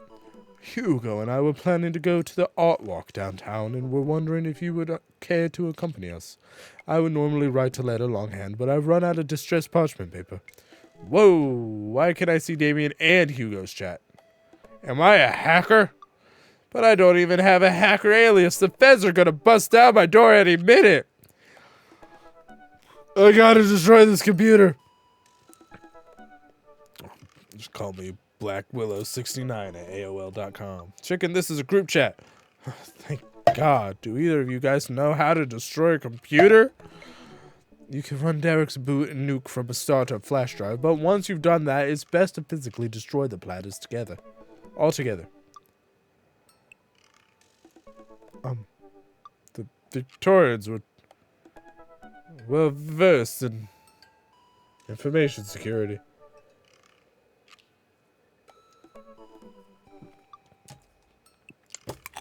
Chicken. Do you want to go to some art or not? I'm sorry.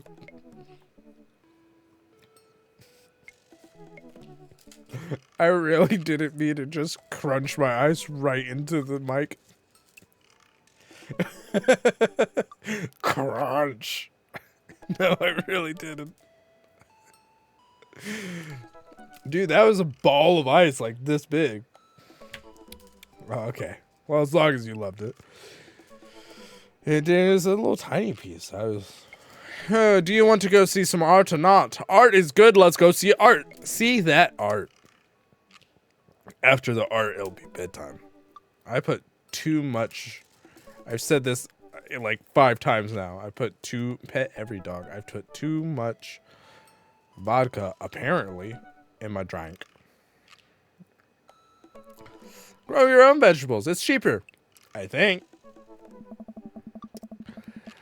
Dude, I drank all day long yesterday and didn't feel anything. I was kind of mad about it. This one drink I've had today, I'm starting to feel it. And now I'm out of drink. Damien and Hugo invited me to the monthly art walk in downtown Maple Bay. I've never really been to one of these before, so I'm not quite sure what I'm in for. I think I'm here bitterly. I tried looking up, we're starting a new D&D campaign. It's just a small one. Goopy's going to DM it, and then me and my dad are playing. For now, we'll see what happens with that. And so I tried looking up like D&D themed drinks, and I was trying to hurry because my in-laws were coming over. So I just quickly, like the first one I saw was I would like to rage, and it was basically a Moscow Mule with chili flakes. I didn't really put that together at first, so I got all that stuff, and I've been having Moscow Mules for the past couple days. Couple days being yesterday and today. This was a Moscow Mule. It's gone now. I don't see Damien or Hugo around anywhere, and I feel just a little uncomfortable standing among all these fancy art people. But it's like an iridescent cup, so I thought it fit with like the whole Pride theme. I hit the mic.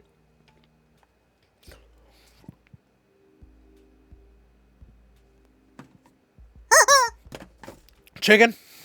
I turn around. It's Joseph. Ah, shit. I didn't realize he was invited. Joseph, what are you doing here? Did you bring brownies? Oh, no, I have hiccups. Joseph scoffs at me. What am I doing here? How could you ask me that? I'm obviously a huge art appreciatist.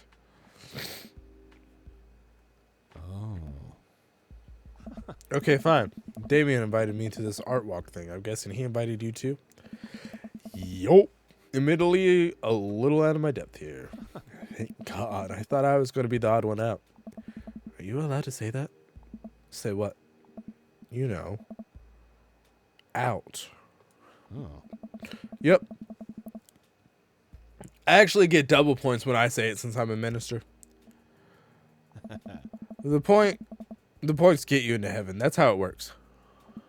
Anyway, where are the guys? I bet I have negative points. I look and spot Hugo and Damien, who seem to have just arrived at the gallery, especially after that Book of Mormon joke I allowed Francois. I allowed Dragoon to put in the chat. I look and spot Hugo and Damien, who seem to have just arrived at the gallery.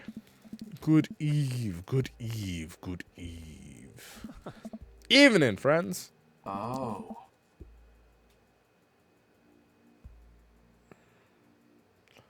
Who's ready for some art? Art is dead and nothing is real. Oh. You'll fit right in.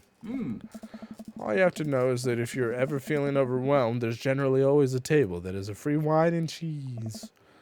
I like art now. I got the table in my sights. Now, if you'll excuse me, I'm gonna go help myself to some tiny wines. Get cheese and tiny wine with Joseph. I think I need to cheese up before I delve into art appreciation. Oh. Good idea. Appreciating art does burn a lot of calories. Got to carb up on those crackers. Just as I sidle up to the snack table, there's a pretty nice spread of little plastic cups of white wine, some crackers, grapes, and cheese. This is more my spread. More speed. We eat a couple of cheese cubes in silence. These are really cheese. Oh. Yeah.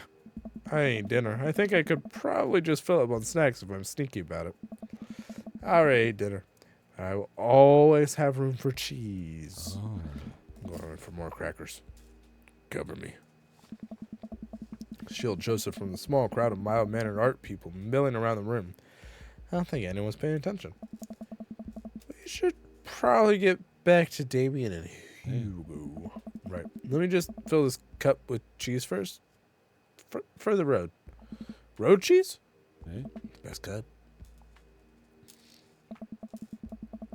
I've been hacking and coughing and stuff, and now my nose is all stuffy. We leave the first gallery and walk a few minutes before we reach another one.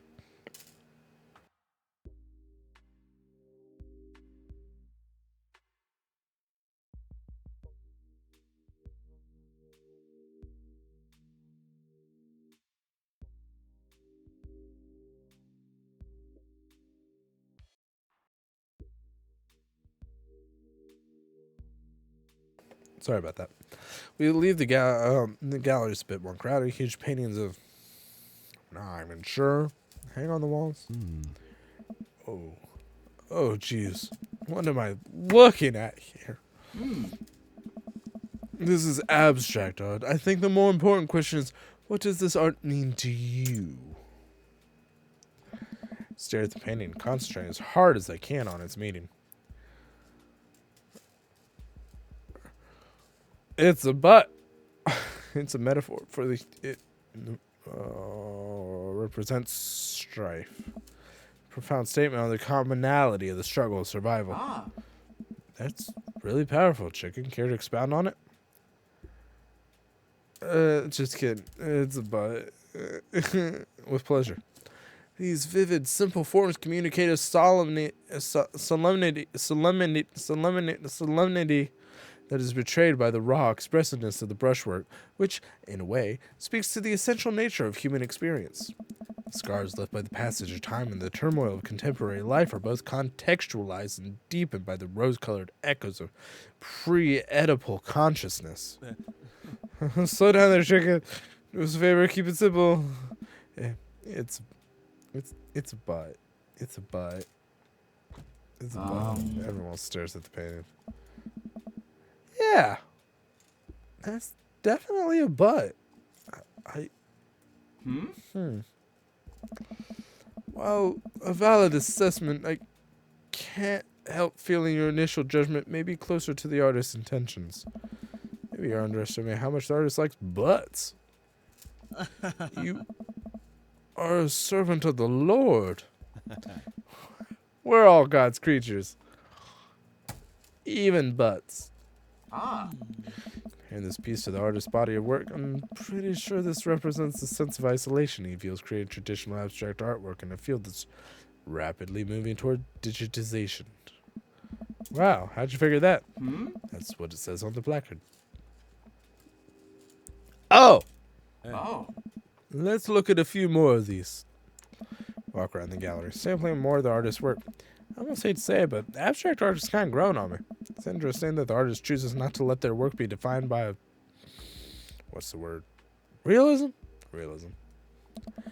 As we're looking at one of the paintings, the patron scoffs loudly. I could do that. Oh. Excuse me? Oh my. Hugo, not here. Oh. No, come back here. The patron walks away, not noticing Hugo fuming right next to him. Oh. You say you could do that, but you didn't. You don't seem to have the intellectual depth or the artistic skill to execute a piece even a fraction as impressive as this one. Art is the truest expression of the self, and it seems like your self is bad, so your art would be bad.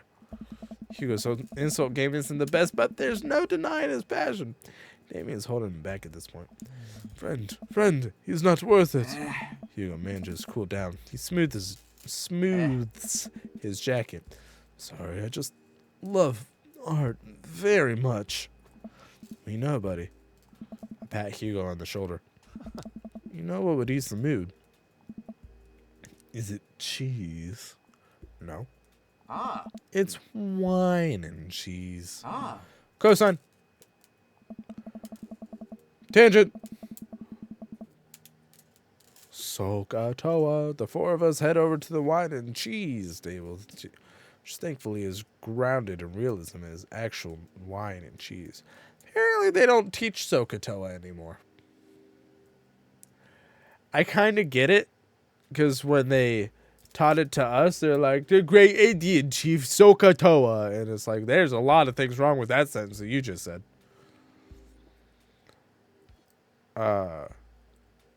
But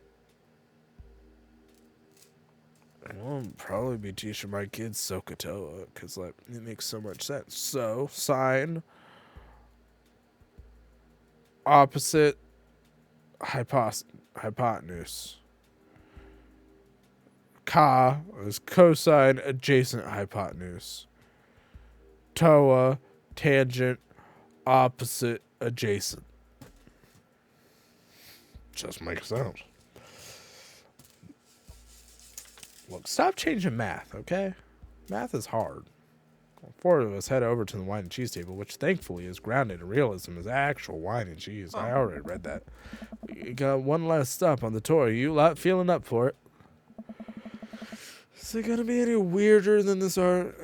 It is absolutely weirder than this art. Let's do it. Hey. Damien, Hugo, Joseph, and I walk over to a performance in the street. Several masked performers in leotards undulate wildly on the ground, screaming both at each other and us. Oh. So, quick question. Hmm? Shoot. What is happening? I second this question. Performance art. What does it mean? Again, I pose the very same question to you, Mr. Noodles. Fear of humanity being human. They really like fear of existence, but the very humanity of being human. What do you think they're trying to say? I believe it's less about what they're saying, more about why they're saying it. I think there's something special about performance art. With almost every other form of art, music, painting, photography, the artist uses the medium as a conduit for their emotions. With performance art, the medium is the artist. It's the purest expression of raw human emotion. It's art as catharsis. That's beautiful, Damien. So what you're saying is... I start making really loud fart noises right now. It's art, as long as I, like, really mean it. Damien fixes him with a hard stare. Yeah. I was gonna start making fart noises, but based on the look on your face, that joke isn't gonna play well with this crowd. wise. Yeah. We watch the rest of the performance as earnest as we can and clap politely after the dancers scream their way off stage. I think I'm all arted out. Agreed. We all decide to walk home together. We make our way back to the cul-de-sac. Tiny wine and tiny cheeses sloshing around in my tum-tum. I think what I've learned tonight, not just what I've learned about art, which was nice and extremely informative, but what I've learned tonight is that when you put a bunch of tiny wine and tiny cheese together, it actually becomes regular wine and regular cheese, followed by too much wine and too much cheese. Oh. The tiny cheese lulled me into a false sense of security. I felt safe with the tiny cheese. Wax wings too close to the sun. Oh. Cheese wings? Those would melt in the sun too, and I feel like it's more appropriate imagery. Oh. Plus, it'd be delicious. A nice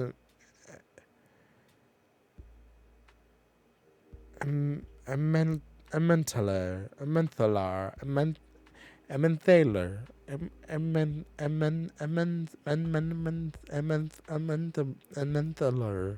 possibly. Oh.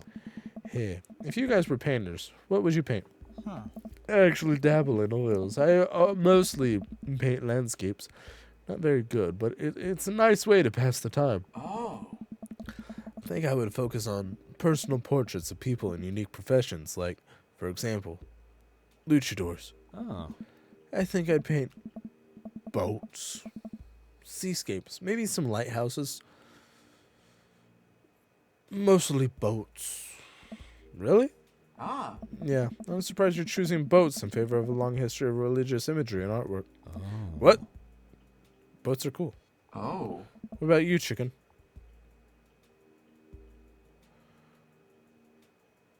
Tasteful nudes of the artist.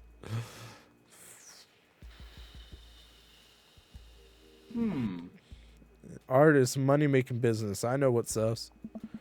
We finally get to the cul-de-sac. Oh. All right, boys. Good art. Good art. Ah. Agreed. Hey. See you guys around. Whether you want to or not, we're all neighbors after all. I head inside to deal with my inevitable cheese over. Be generous and kind to everybody. Welcome. You've got dads. Do I got a new? No. Weird. Okay, this seems like a good place to end it. I think we're gonna start going for Matt more in the next one. Is the next one the last June? Yeah, next one's the last Monday in June, so I'm probably gonna try to finish up with the next one. So, look. Well, wait. First, is there anyone online right now that we can raid? It helps being on the East Coast because, like, if I start making friends on other... Whoa! Oh, Crystal... When was the last time I... Whoa, that was a weird sound. When was the last time I raided Crystal?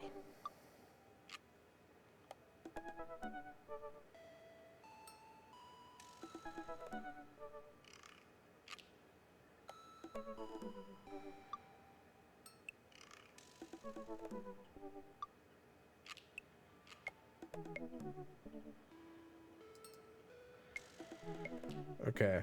I think I'm gonna raid Crystal. Or it looks like she might be ending actually.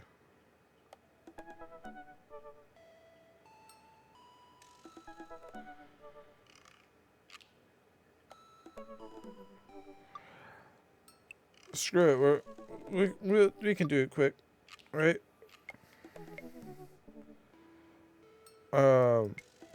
Let's raid Crystal. I'll be back at some point.